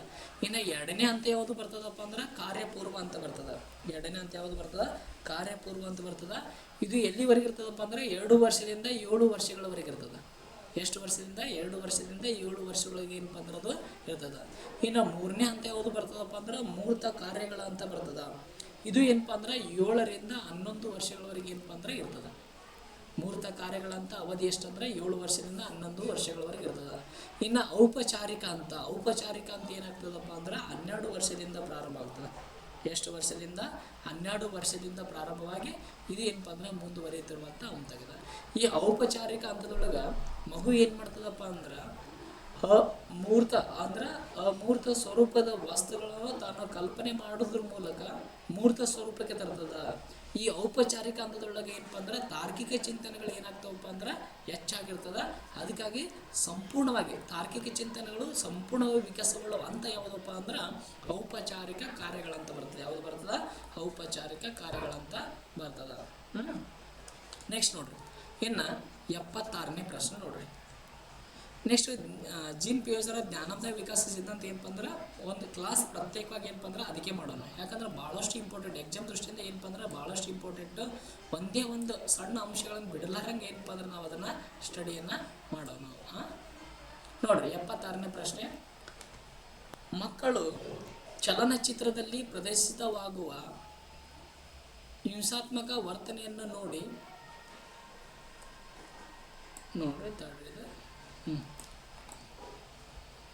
ಹಿಂಸಾತ್ಮಕ ವರ್ತನೆಯನ್ನು ನೋಡಿ ಕಲಿಯಬಹುದಾದ ತೀರ್ಮಾನವನ್ನು ಯಾವ ಮನೋವಿಜ್ಞಾನವು ಮಾಡಿರುವ ಕೆಲಸದ ಆಧಾರದ ಮೇಲೆ ತಿಳಿಯಬಹುದು ಅಂತ ಏನಪ್ಪ ಅಂದ್ರೆ ಪ್ರಶ್ನೆ ಕೇಳ್ತೀನಿ. ಇಲ್ಲಿ ಏನು ಪ್ರಶ್ನೆ ಏನಿದೆ ಅನ್ನೋದು ಸಂಕ್ಷಿಪ್ತವಾಗಿ ಹೇಳಿಬಿಡ್ತೀನಿ ನೋಡ್ರಿ. ಮಕ್ಕಳು ಯಾವುದೋ ಒಂದು ಚಲನಚಿತ್ರವನ್ನು ವೀಕ್ಷಣೆ ಮಾಡಿದಾರೆ. ಅದರಲ್ಲಿ ಪ್ರದರ್ಶಿತವಾಗುವ ಹಿಂಸಾತ್ಮಕ ವರ್ತನೆಗಳನ್ನು ನೋಡಿ ಅವರು ಸಹ ಏನಪ್ಪ ಅಂದ್ರೆ ಆ ಹಿಂಸಾತ್ಮಕ ವರ್ತನೆಗಳನ್ನು ಏನಪ್ಪ ಅಂದ್ರೆ ಕಲಿತಾರೆ. ಇದನ್ನು ಯಾರು ಪ್ರಯೋಗ ಮಾಡಿದ್ರು ಅಂತ ಏನು ಮಾಡಿದಾರಪ್ಪ ಅಂದ್ರೆ ನಮಗೆ ಪ್ರಶ್ನೆಯನ್ನು ಕೇಳಿದಾನೆ. ಅದರಲ್ಲಿ ಒಂದನೇ ಆಪ್ಷನ್ ಏನಪ್ಪ ಅಂದರೆ ಎಡ್ವರ್ಡ್ ಎಲ್ ಥಾರ್ನ್ಡೈಕ್ ಅಂತದ. ಇನ್ನು ಎರಡನೇ ಆಪ್ಷನ್ ಜೆ ಬಿ ವ್ಯಾಟ್ಸನ್ ಅದ. ಮೂರನೇ ಆಪ್ಷನ್ ಏನಪ್ಪ ಅಂದ್ರೆ ಆಲ್ಬರ್ಟ್ ಬಂಡೂರ್ ಅದ. ನಾಲ್ಕನೇ ಆಪ್ಷನ್ ಜೀನ್ ಪಿಯಾಜೆ ಅವ್ರು ಏನಪ್ಪ ಅಂದ್ರೆ ಕೊಟ್ಟಿದ್ದಾರೆ. ಇದಕ್ಕೆ ರೈಟ್ ಆನ್ಸರ್ ಬಂದು ಏನಪ್ಪ ಅಂದ್ರೆ ಆಲ್ಬರ್ಟ್ ಬಂಡೂರ್ ಅವ್ರು ಏನು ಮಾಡ್ತಾರಪ್ಪ ಅಂದ್ರೆ ಒಂದು ಪ್ರಯೋಗನ ಕೈಗೊಳ್ಳೋದ್ರ ಮೂಲಕ ಈ ಪ್ರಯೋಗವನ್ನು ಏನಪ್ಪ ಅಂದ್ರೆ ಮಾಡ್ತಾರೆ. ಇವರು ಯಾವ ಪ್ರಯೋಗನ ಕೈಗೊಳ್ತಾರಪ್ಪ ಅಂದ್ರೆ ಬೋಬೋ ಗೊಂಬೆ ಪ್ರಯೋಗ ಮಾಡ್ತಾರೆ. ಬೋಬೋ ಗೊಂಬೆ ಪ್ರಯೋಗ ಮಾಡ್ತಾರೆ ನೋಡ್ರಿ. ಬೋಬೋ ಗೊಂಬೆ ಪ್ರಯೋಗ ಏನಪ್ಪ ಅಂದ್ರೆ ಮಾಡ್ತಾರೆ. ಈ ಪ್ರಯೋಗದೊಳಗೆ ಏನು ಮಾಡ್ತಾರಪ್ಪ ಅಂದ್ರೆ ಒಂದು ಗೊಂಬೆ ಇರ್ತದೆ. ನೀವು ಫಾರ್ ಎಕ್ಸಾಂಪಲ್ ಈ ರಾಜ್ಕುಮಾರ್ ಸಾಂಗ್ ಅದು ನೋಡಿದ್ರಿ, ಕೇಳಿರ್ಬೋದು ನೀವು. ಆಡಿಸಿ ನೋಡು ಬೀಳಿಸಿ ನೋಡು ಉರುಳಿ ಹೋಗೋದು ಯಾರೇ ಬರಲಿ ಹೇಗೆ ಇರಲಿ, ಅದೊಂದು ಸಾಂಗ್ ಕೇಳಿರ್ತೀರಲ್ಲ ನೀವು. ಆ ಸಾಂಗ್ ಒಳಗೆ ಒಂದು ಗೊಂಬೆ ಅದು ನೋಡ್ರಿ. ಆ ಸಾಂಗ್ ಒಳಗೆ ಬಳಸುವಂಥ ಗೊಂಬೆ, ಆ ಗೊಂಬೆ ಹೆಸರು ಏನಪ್ಪ ಅಂದ್ರೆ ಬೋಬೋ ಗೊಂಬೆ ಅಂತ. ಅದಕ್ಕೆ ಏನಂತಾರೆ? ಅದಕ್ಕೆ ಬೋಬೋ ಗೊಂಬೆ ಅಂತ ಕರೀತಾರೆ. ಆ ಗೊಂಬೆ ಮೇಲೆ ಏನು ಮಾಡ್ತಾರಪ್ಪ ಅಂದ್ರೆ ಆಲ್ಬರ್ಟ್ ಅವರು ಒಂದು ಸಣ್ಣ ಮಕ್ಕಳನ್ನು ಗುಂಪನ್ನು ತಗೋತಾರೆ. ಆ ಸಣ್ಣ ಮಕ್ಕಳನ್ನು ಗುಂಪು ತಗೊಂಡು ಅದರೊಳಗೆ ಗುಂಪು 1 ಮತ್ತು ಗುಂಪು 2 ಮಾಡ್ತಾರೆ. ಆ ಗುಂಪು 1 ಮತ್ತು 2 ಮಾಡಿ ಮಾಡಿ ಒಂದು ಮಕ್ಕಳಿಗೆ ಏನು ಮಾಡ್ತಾರಪ್ಪ ಅಂದರೆ ಈ ಬೊಬೋ ಗೊಂಬಿ ಕೊಟ್ಟಿಗೆಸಿ ಅಲ್ಲಿ ಹಿಂಸಾತ್ಮಕ ವರ್ತನೆಗಳು ತೋರುವಂತೆ ಏನು ಮಾಡ್ತಾರಪ್ಪ ಅಂದ್ರೆ ಒಂದು ಅಲ್ಲೊಂದು ಏನಪ್ಪ ಅಂದ್ರೆ ಇದು ಏರ್ಪಾಡು ಮಾಡ್ತಾರೆ, ಒಂದು ಏನಪ್ಪ ಅಂದ್ರೆ ಒಂದು ಆ್ಯಕ್ಟಿವಿಟಿ ಏನಪ್ಪ ಅಂದ್ರೆ ಅವ್ರು ಏರ್ಪಾಡು ಮಾಡ್ತಾರೆ. ಇನ್ನೊಂದು ಗುಂಪಿಗೆ ಏನಪ್ಪ ಅಂದ್ರೆ ಶಾಂತ ಸ್ವಭಾವದ ವಾತಾವರಣ ಏನು ಮಾಡ್ತಾರಪ್ಪ ಅಂದ್ರೆ ಅವ್ರು ನಿರ್ಮಾಣ ಮಾಡ್ತಾರೆ. ಈ ಬೊಬೋ ಗೊಂಬೆ ಮೇಲೆ ಪ್ರಯೋಗ ಮಾಡಿದಂಥ ವಿದ್ಯಾರ್ಥಿಗಳನ್ನ ಮತ್ತು ಶಾಂತ ಇಬ್ಬರನ್ನ ಏನು ಮಾಡ್ತಾರಪ್ಪ ಅಂದ್ರೆ ಅವರು ವೀಕ್ಷಣೆ ಮಾಡ್ತಾರೆ. ವೀಕ್ಷಣೆ ಮಾಡಿ ನಂತರ ಮಕ್ಕಳು ಹಿಂಸಾತ್ಮಕ ವರ್ತನೆ ಯಾವ ರೀತಿಯಾಗಿ ಕಲಿಯುತ್ತಾರೆ ಅನ್ನೋದು ಏನು ಮಾಡ್ತಾರಪ್ಪ ಅಂದ್ರೆ ಅವರು ನಮಗೆ ಒಂದು ಪ್ರಯೋಗ ಮಾಡಿ ಏನಪ್ಪ ಅಂದ್ರೆ ಆಲ್ಬರ್ಟ್ ಬಂಡೂರು ಅವ್ರು ಏನು ಮಾಡ್ತಾರಪ್ಪ ಅಂದರೆ ಇವರು ಪ್ರತಿಪಾದಿಸ್ತಾರೆ. ನೆಕ್ಸ್ಟ್ ಇನ್ನೊಂದು ಶಾಂತ ಸ್ವಭಾವದ ವಿದ್ಯಾರ್ಥಿಗಳೇನಪ್ಪ ಅಂದ್ರೆ ಅವರು ಶಾಂತವಾಗಿರ್ತಾರೆ. ಈ ಆಕ್ರಮಣಕಾರಿ ಏನು ವಾತಾವರಣ ನಿರ್ಮಾಣ ಮಾಡಿರ್ತಾರಲ್ಲ ಅವ್ರ ಮಕ್ಕಳು ಆಕ್ರಮಣಕಾರಿಯಾಗಿ ವರ್ತನೆಗಳೇನಪ್ಪ ಅಂದ್ರೆ ಅವರು ತೋರ್ತಿರ್ತಾರೆ. ಇದು ಯಾವ ಪ್ರಯೋಗದಿಂದ ತಿಳಿದು ಬರ್ತಾರಪ್ಪ ಅಂದ್ರೆ ಆಲ್ಬರ್ಟ್ ಬಂಡೂರು ಅವರು ಏನಪ್ಪ ಅಂದ್ರೆ ತಗೊಳ್ತಾರೆ. ಇವರೇ ಮುಂದೆ ಏನು ಮಾಡ್ತಾರಪ್ಪ ಅಂದ್ರೆ ವೀಕ್ಷಣಾ ಕಲಿಕೆಯನ್ನು ಪ್ರತಿಪಾದಿಸ್ತಾರೆ. ವೀಕ್ಷಣಾ ಕಲಿಕೆಯ ಪ್ರತಿಪಾದಕರು ಯಾರು ಅಂತ ಕೇಳಿದ್ರೆ ನಾವೇನು ಹೇಳಬೇಕಪ್ಪ ಅಂದ್ರೆ ಆಲ್ಬರ್ಟ್ ಬಂಡೂರು ಅವರು ಅಂತ ಹೇಳಬೇಕು. ಇನ್ನು ತಾಂಡೈಕ್ ಅವ್ರು ಏನು ಮಾಡ್ತಾರಪ್ಪ ಅಂದ್ರೆ ಪ್ರಯತ್ನ ಮತ್ತು ಪ್ರಮಾದ ಕಲಿಕೆಯನ್ನು ಏನು ಮಾಡ್ತಾರೆ ಅಂದ್ರೆ ಪ್ರಯತ್ನ ಪ್ರಮಾದ ಕಲಿಕೆಯನ್ನು ಏನು ಮಾಡ್ತಾರಪ್ಪ ಅಂದ್ರೆ ಪ್ರತಿಪಾದಿಸ್ತಾರೆ. ಮತ್ತು ಇವರು ಕಲಿಕೆಯ 3 ನಿಯಮಗಳನ್ನು ಏನಪ್ಪ ಅಂದ್ರೆ ಪ್ರತಿಪಾದಿಸ್ತಾರೆ. ಒಂದು ಸಿದ್ಧತೆ ನಿಯಮ, ಒಂದು ಅಭ್ಯಾಸ ನಿಯಮ, ಇನ್ನೊಂದು ಪರಿಣಾಮಕಾರಿ ನಿಯಮ ಅಂತ ಅಷ್ಟೇ ಏನಪ್ಪ ಅಂದ್ರೆ 3 ಕಲಿಕಾ ನಿಯಮಗಳೇನಪ್ಪ ಅಂದ್ರೆ ಇನ್ನು ಪಾಲಿಸ್ತಾರೆ. ಇನ್ನು ಜೀನ್ ಪೇಜ್ ಅವ್ರ ಬಗ್ಗೆ ಒಂದು ಕ್ಲಾಸನ್ನು ಸಪ್ರೇಟಾಗಿ ಅಧ್ಯಯನ ಮಾಡೋಣ. ಇವರು ಜ್ಞಾನಾತ್ಮಕ ವಿಕಾಸ ಸಿದ್ಧಾಂತವನ್ನು ಏನಪ್ಪ ಅಂದ್ರೆ ಮಂಡಿಸ್ತಾರೆ. ಅದರೊಳಗೆ 4 ಹಂತಗಳು ಇರ್ತವೆ ಅನ್ನೋದು ಈಗಾಗಲೇ ಏನಪ್ಪ ಅಂದ್ರೆ ಡಿಸ್ಕಷನ್ ಮಾಡಿದ್ವಿ. ಇನ್ನು ಜೆ.ಬಿ. ವಾಟ್ಸನ್ ಈತ ಒಬ್ಬ ವರ್ತನವಾದಿ. ಈತ ಏನಾಗಿದ್ದಾನ, ಒಬ್ಬ ವರ್ತನವಾದಿ ಏನಪ್ಪ ಅಂದ್ರೆ ಆಗಿದ್ದಾನ. ಈತ ಏನಪ್ಪ ಅಂದ್ರೆ ಪ್ರಾಯೋಗಿಕ ವಿಧಾನ ಅಂತರಾವಲೋಕನ ವಿಧಾನವನ್ನು ಏನು ಮಾಡ್ತಾನಪ್ಪ ಅಂದರೆ ಈತ ಪ್ರತಿಪಾದಿಸ್ತಾನೆ. ಟೀಚನರ್ ಅಂತರಾವಲೋಕನ ವಿಧಾನ ಪ್ರತಿಪಾದಿಸ್ತಾರೆ. ಟೀಚನರು ಅವಲೋಕನ ವಿಧಾನವನ್ನು ಯಾರು ಪ್ರತಿಪಾದಿಸ್ತಾರಪ್ಪ ಅಂದರೆ ಜೆ.ಬಿ. ವಾಟ್ಸನ್ ಅವರು ಪ್ರತಿಪಾದಿಸ್ತಾರೆ. ನೆಕ್ಸ್ಟ್ ಪ್ರಶ್ನೆ ನೋಡ್ರಿ, 77ನೇ ಪ್ರಶ್ನೆ.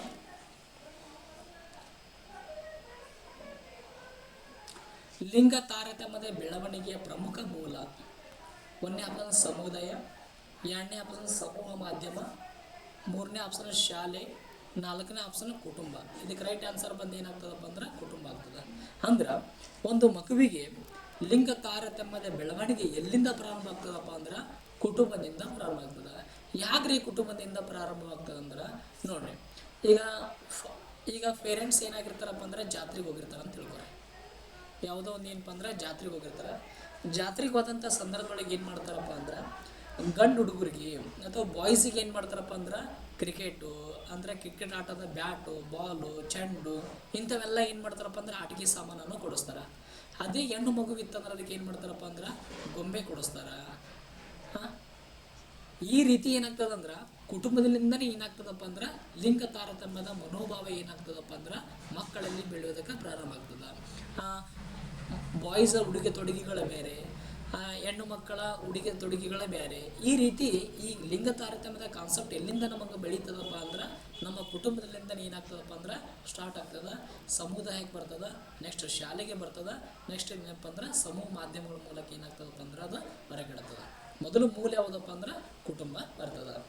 ನೆಕ್ಸ್ಟ್ 78ನೇ ಪ್ರಶ್ನೆ ನೋಡ್ರಿ, ನ್ಯೂನತೆಯುಳ್ಳ ಮಕ್ಕಳಿಗಾಗಿ ಇರುವ ಕೇಂದ್ರೀಯ ನಿಯೋಜಿತ ಸಮಗ್ರ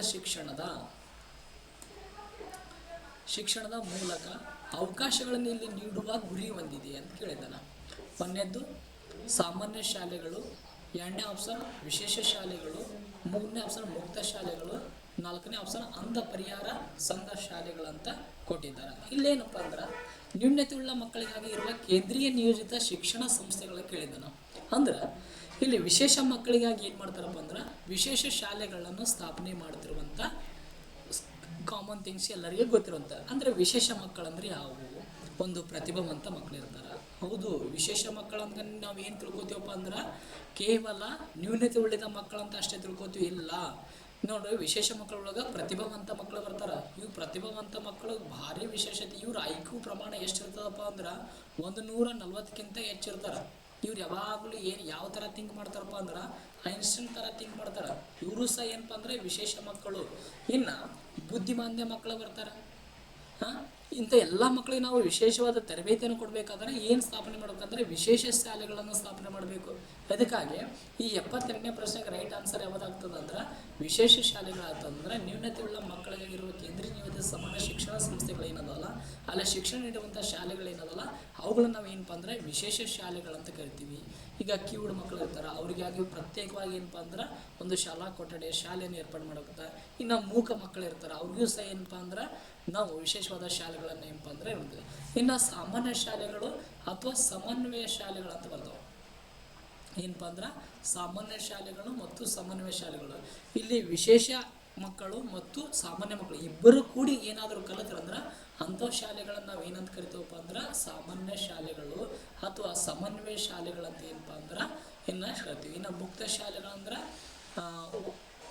ಯಾವ ರೀತಿಯಪ್ಪ ಅಂದ್ರೆ ಓಪನ್ ಎಜುಕೇಷನ್ ಅಂದರೆ ಡಿಸ್ಟೆನ್ಸ್ ಎಜುಕೇಷನ್ ಅಂತ ಏನು ಕರಿತೀವಲ್ಲ ಅವು ಏನಪ್ಪ ಅಂದ್ರೆ ಮುಕ್ತ ವಿಶ್ವವಿದ್ಯಾಲಯಗಳಿಂದ ಏನಂತ ಕರಿತೀವಲ್ಲ ಅಂಥವು ಏನಪ್ಪ ಅಂದ್ರೆ ಮುಕ್ತ ಶಾಲೆಗಳಂತ ಕರಿತೀವಿ. ಇನ್ನು ಅಂಧ ಪರಿಹಾರ ಸಂಘ ಸಂಸ್ಥೆಗಳು ಕುರುಡುಗಳಾಗಿ ಏನಪ್ಪ ಅಂದ್ರೆ ಇತ್ತೀಚೆಗೆ ಸ್ಥಾಪನೆ ಆಗಾಕುಂಥವು ಶಾಲೆಗಳು. ನೆಕ್ಸ್ಟ್ ನೋಡ್ರಿ 79ನೇ ಪ್ರಶ್ನೆ, ನೈತಿಕ ಬೆಳವಣಿಗೆಯ ಸಿದ್ಧಾಂತವನ್ನು ಪ್ರತಿಪಾದಿಸಿದವರು ಅಂತ ಕೇಳಿದಾನ. 1ನೇ ಆಪ್ಷನ್ ನೋಡ್ರಿ ಕೋಲ್ಬರ್ಗ್ ಅವರು ಅದಾರ, 2ನೇ ಆಪ್ಷನ್ ಬಂಡೂರ್ ಅವರು ಅದಾರ, ನೆಕ್ಸ್ಟ್ 3ನೇ ಆಪ್ಷನ್ ಬ್ರೂನರ್ ಅದಾರ, 4ನೇ ಆಪ್ಷನ್ ಏನಪ್ಪ ಅಂದ್ರೆ ಗ್ಯಾನೆ ಅವರು ಅದಾರ. ನೋಡ್ರಿ ಈ ನೈತಿಕ ಬೆಳವಣಿಗೆ ಸಿದ್ಧಾಂತವನ್ನು ಪ್ರತಿಪಾದಿಸಿದವರು ಯಾರಪ್ಪ ಅಂದ್ರೆ ಕೋಲ್ಬರ್ಗ್ ಅವರು ಬರ್ತಾರೆ. ಹಾಗಾಗಿ ರೈಟ್ ಆನ್ಸರ್ ಏನಾಗ್ತದೆ ಅಂದ್ರೆ ಒಂದನೇ ಆಪ್ಷನ್ ರೈಟ್ ಆನ್ಸರ್ ಆಗ್ತದೆ. ಈ ಕೋಲ್ಬರ್ಗ್ ಅವರ ನೈತಿಕ ಸಿದ್ಧಾಂತ ಒಳಗೆ ಏನಪ್ಪ ಅಂದ್ರೆ 3 ಘಟ್ಟ, ಎಷ್ಟು ಘಟ್ಟ 3 ಘಟ್ಟ 6 ಹಂತಗಳು ಬರ್ತಾವೆ. ಎಷ್ಟು 6 ಹಂತಗಳು ಏನಪ್ಪ ಅಂದ್ರೆ ಇಲ್ಲಿ ಬರ್ತಾವೆ. ಇದನ್ನು ನೆಕ್ಸ್ಟ್ ನೈತಿಕ ಬೆಳವಣಿಗೆ ಸಿದ್ಧಾಂತವನ್ನು ನಾವು ಅಧ್ಯಯನ ಮಾಡ್ತಿರುವಾಗ ಇದ್ರ ಬಗ್ಗೆ ನಾನು ಏನಪ್ಪ ಅಂದ್ರೆ ಡಿಸ್ಕಸನ್ನು ಮಾಡ್ತೀನಿ. ಇನ್ನು ಗ್ಯಾನೆ ಅವರು ಬರ್ತಾರೆ. ಗ್ಯಾನೆ ಅವರು ಏನಪ್ಪ ಅಂದ್ರೆ ಕಲಿಕೆ 8 ಹಂತಗಳನ್ನು ಏನಪ್ಪ ಅಂದ್ರೆ ಸೂಚಿಸ್ತಾರೆ. ಏನಪ್ಪ ಅಂದ್ರೆ ಕಲಿಕಾ ಹಂತಗಳನ್ನು 8 ಹಂತಗಳನ್ನು ಏನಪ್ಪ ಅಂದ್ರೆ ಅವರು ಗುರುತಿಸ್ತಾರೆ. ಅದರಲ್ಲಿ ಸಮಸ್ಯೆ ಪರಿಹಾರ ಅಂತಂತ ಬರ್ತದೆ. ಯಾವ್ದು ಬರ್ತದೆ? ಸಮಸ್ಯೆ ಪರಿಹಾರ ಅಂತಂತ ಬರ್ತದೆ. ಆ ಸಮಸ್ಯೆ ಪರಿಹಾರ ಅಂತ ಏನಪ್ಪ ಅಂದ್ರೆ ಜ್ಞಾನವರು ಸೂಚಿಸುತ್ತಂದ್ರೆ ಅತ್ಯುನ್ನತ ಕಲಿಕಾ ಹಂತವಾಗಿದೆ. ಇದನ್ನೇ ಬಿಟ್ಟರು ಆಲ್ರೆಡಿ ಏನಪ್ಪ ಅಂದ್ರೆ TET ನಮಗೆ ಏನು ಮಾಡಿದಾನಪ್ಪ ಅದರಲ್ಲಿ ಪ್ರಶ್ನೆನ ಅಂತ ಕೇಳಿದ್ದಾನೆ. ನೆಕ್ಸ್ಟ್ 80ನೇ ಪ್ರಶ್ನೆ ನೋಡ್ರಿ, ಬಹುಮುಖ ಬುದ್ಧಿಶಕ್ತಿ ಸಿದ್ಧಾಂತದ ಪ್ರಕಾರ ಎಲ್ಲ ರೀತಿಯ ಪ್ರಾಣಿಗಳನ್ನು ಲವಣಗಳನ್ನು ಗುರುತಿಸುವ ಹಾಗೂ ವರ್ಗೀಕರಿಸುವ ಸಾಮರ್ಥ್ಯವನ್ನು ಹೀಗೆ ಕರೆಯುವರು. 1ನೇ ಆಪ್ಷನ್ ಅಂತರ್ವ್ಯಕ್ತಿ ಬುದ್ಧಿಶಕ್ತಿ, 2ನೇ ಆಪ್ಷನ್ ಶಾಬ್ದಿಕ ಭಾಷಾ ಬುದ್ಧಿಶಕ್ತಿ, 3ನೇ ಆಪ್ಷನ್ ತಾರ್ಕಿಕ ಗಣಿತೀಯ ಬುದ್ಧಿಶಕ್ತಿ, ನೆಕ್ಸ್ಟ್ 4ನೇದು ಸಹಜ ಬುದ್ಧಿಶಕ್ತಿ ಅಂತದ. ರೈಟ್ ಆನ್ಸರ್ ಬಂದು ಏನಪ್ಪ ಅಂದ್ರೆ 4th ಆಪ್ಷನ್ ಸಹಜ ಬುದ್ಧಿಶಕ್ತಿ ಆಗ್ತದೆ. ಬಹುಮುಖ ಬುದ್ಧಿಶಕ್ತಿ ಸಿದ್ಧಾಂತವನ್ನು ಮಂಡಿಸ್ತಾರಪ್ಪ ಅಂದ್ರೆ ಗಾರ್ಡನ್ ಅವರು ಬರ್ತಾರೆ. ಗಾರ್ಡನ್ ಯಾರು ಬರ್ತಾರೆ? ಗಾರ್ಡನ್ ಏನಪ್ಪ ಅಂದ್ರೆ ಬಹುಮುಖ ಬುದ್ಧಿಶಕ್ತಿ ಸಿದ್ಧಾಂತವನ್ನು ಏನಪ್ಪ ಅಂದ್ರೆ ಪ್ರತಿಪಾದಿಸ್ತಾರೆ. ಅದರಲ್ಲಿ ಏನಪ್ಪ ಅಂದ್ರೆ ಒಟ್ಟಾರೆ ಏನಪ್ಪ ಅಂದ್ರೆ 8 ಹಂತಗಳು ಬರ್ತವೆ. ಎಷ್ಟು ಹಂತಗಳು ಬರ್ತವೆ? 8 ಹಂತಗಳು ಬರ್ತವೆ. ಕೆಲವೊಂದು ಪುಸ್ತಕದೊಳಗೆ ಏನು ಮಾಡಿದಾನಪ್ಪ ಅಂದ್ರೆ 7 ಹಂತಗಳನ್ನು ಕೊಟ್ಟಿದ್ದಾನೆ. ಆಲ್ರೆಡಿ ಹಿಂದಿನ ಟೈಮ್ದಾಗ ಏನು ಮಾಡಿದಾರಪ್ಪ ಅಂದ್ರೆ TET ಪ್ರಶ್ನೆ ಕೇಳಿದ್ರು ಅದನ್ನು. ಅಲ್ಲಿ ಏನಪ್ಪ ಅಂದ್ರೆ 7 ಹಂತಗಳಲ್ಲಿ ಏನು ಮಾಡಿದಾನಪ್ಪ ಅಂದ್ರೆ ಸರಿ ಮಾಡ್ಕೊಂಡಿದ್ದಾನೆ. ರಿವಿಷನ್ ಕೀ ಆನ್ಸರ್ ಬಿಟ್ಟರು ಸಹ ಏನಪ್ಪ ಅಂದ್ರೆ 7 ಹಂತಗಳನ್ನ ಏನಪ್ಪ ಅಂದ್ರೆ ಸರಿ ಮಾಡ್ಕೊಂಡಿದ್ದಾನೆ. ಅಲ್ಲಿ ನೀವು ಆಪ್ಷನ್ಸ್ಗಳನ್ನ ನೋಡ್ಕೊಂಡು ಏನು ಮಾಡ್ರಪ್ಪ ಅಂದ್ರೆ ಸರಿ ತಪ್ಪು ನೀವು ಏನಪ್ಪ ಅಂದ್ರೆ ನಿರ್ಧಾರ ಮಾಡಿ. ನಾನು ಇಲ್ಲಿ ಏನು ಹೇಳಕ್ಕೆ ಹೋಗ್ತೀನಪ್ಪ ಅಂದ್ರೆ ಬಹುಮುಖ ಬುದ್ಧಿಶಕ್ತಿ ಸಿದ್ಧಾಂತ ಪ್ರತಿಪಾದಕರು ಯಾರಪ್ಪ ಅಂದ್ರೆ ಗಾರ್ಡನ್ ಅವರು. ಅದರೊಳಗೆ ಒಟ್ಟಾರೆ ಏನಪ್ಪ ಅಂದ್ರೆ 8 ಹಂತಗಳು ಬರ್ತವೆ. ಇಲ್ಲಿ ಸಹಜ ಬುದ್ಧಿಶಕ್ತಿ ಅಂತ ಏನದಲ್ಲ, ಇಲ್ಲಿ ಏನಪ್ಪ ಅಂದ್ರೆ ವಿವಿಧ ಪ್ರಾಣಿಗಳು, ಸಸ್ಯಗಳು, ಲವಣಗಳನ್ನು ಗುರುತಿಸುವ ಸಾಮರ್ಥ್ಯ ಎಲ್ಲಿ ಇರ್ತದಪ್ಪ ಅಂದ್ರೆ ಸಹಜ ಬುದ್ಧಿಶಕ್ತಿ ಇರ್ತದ. ಇನ್ನು ಶಾಬ್ದಿಕ ಭಾಷಾ ಬುದ್ಧಿಶಕ್ತಿ ಅಂತಂದ್ರೆ ಭಾಷೆಗಳ ಬಗ್ಗೆ ಏನು ಬುದ್ಧಿಶಕ್ತಿ ಇರ್ತದಲ್ಲ ಅದಕ್ಕೆ ಸಂಬಂಧಪಟ್ಟಂತೆ ಯಾವುದಪ್ಪ ಅಂದ್ರೆ ಶಾಬ್ದಿಕ ಭಾಷಾ ಬುದ್ಧಿಶಕ್ತಿ ಅದ.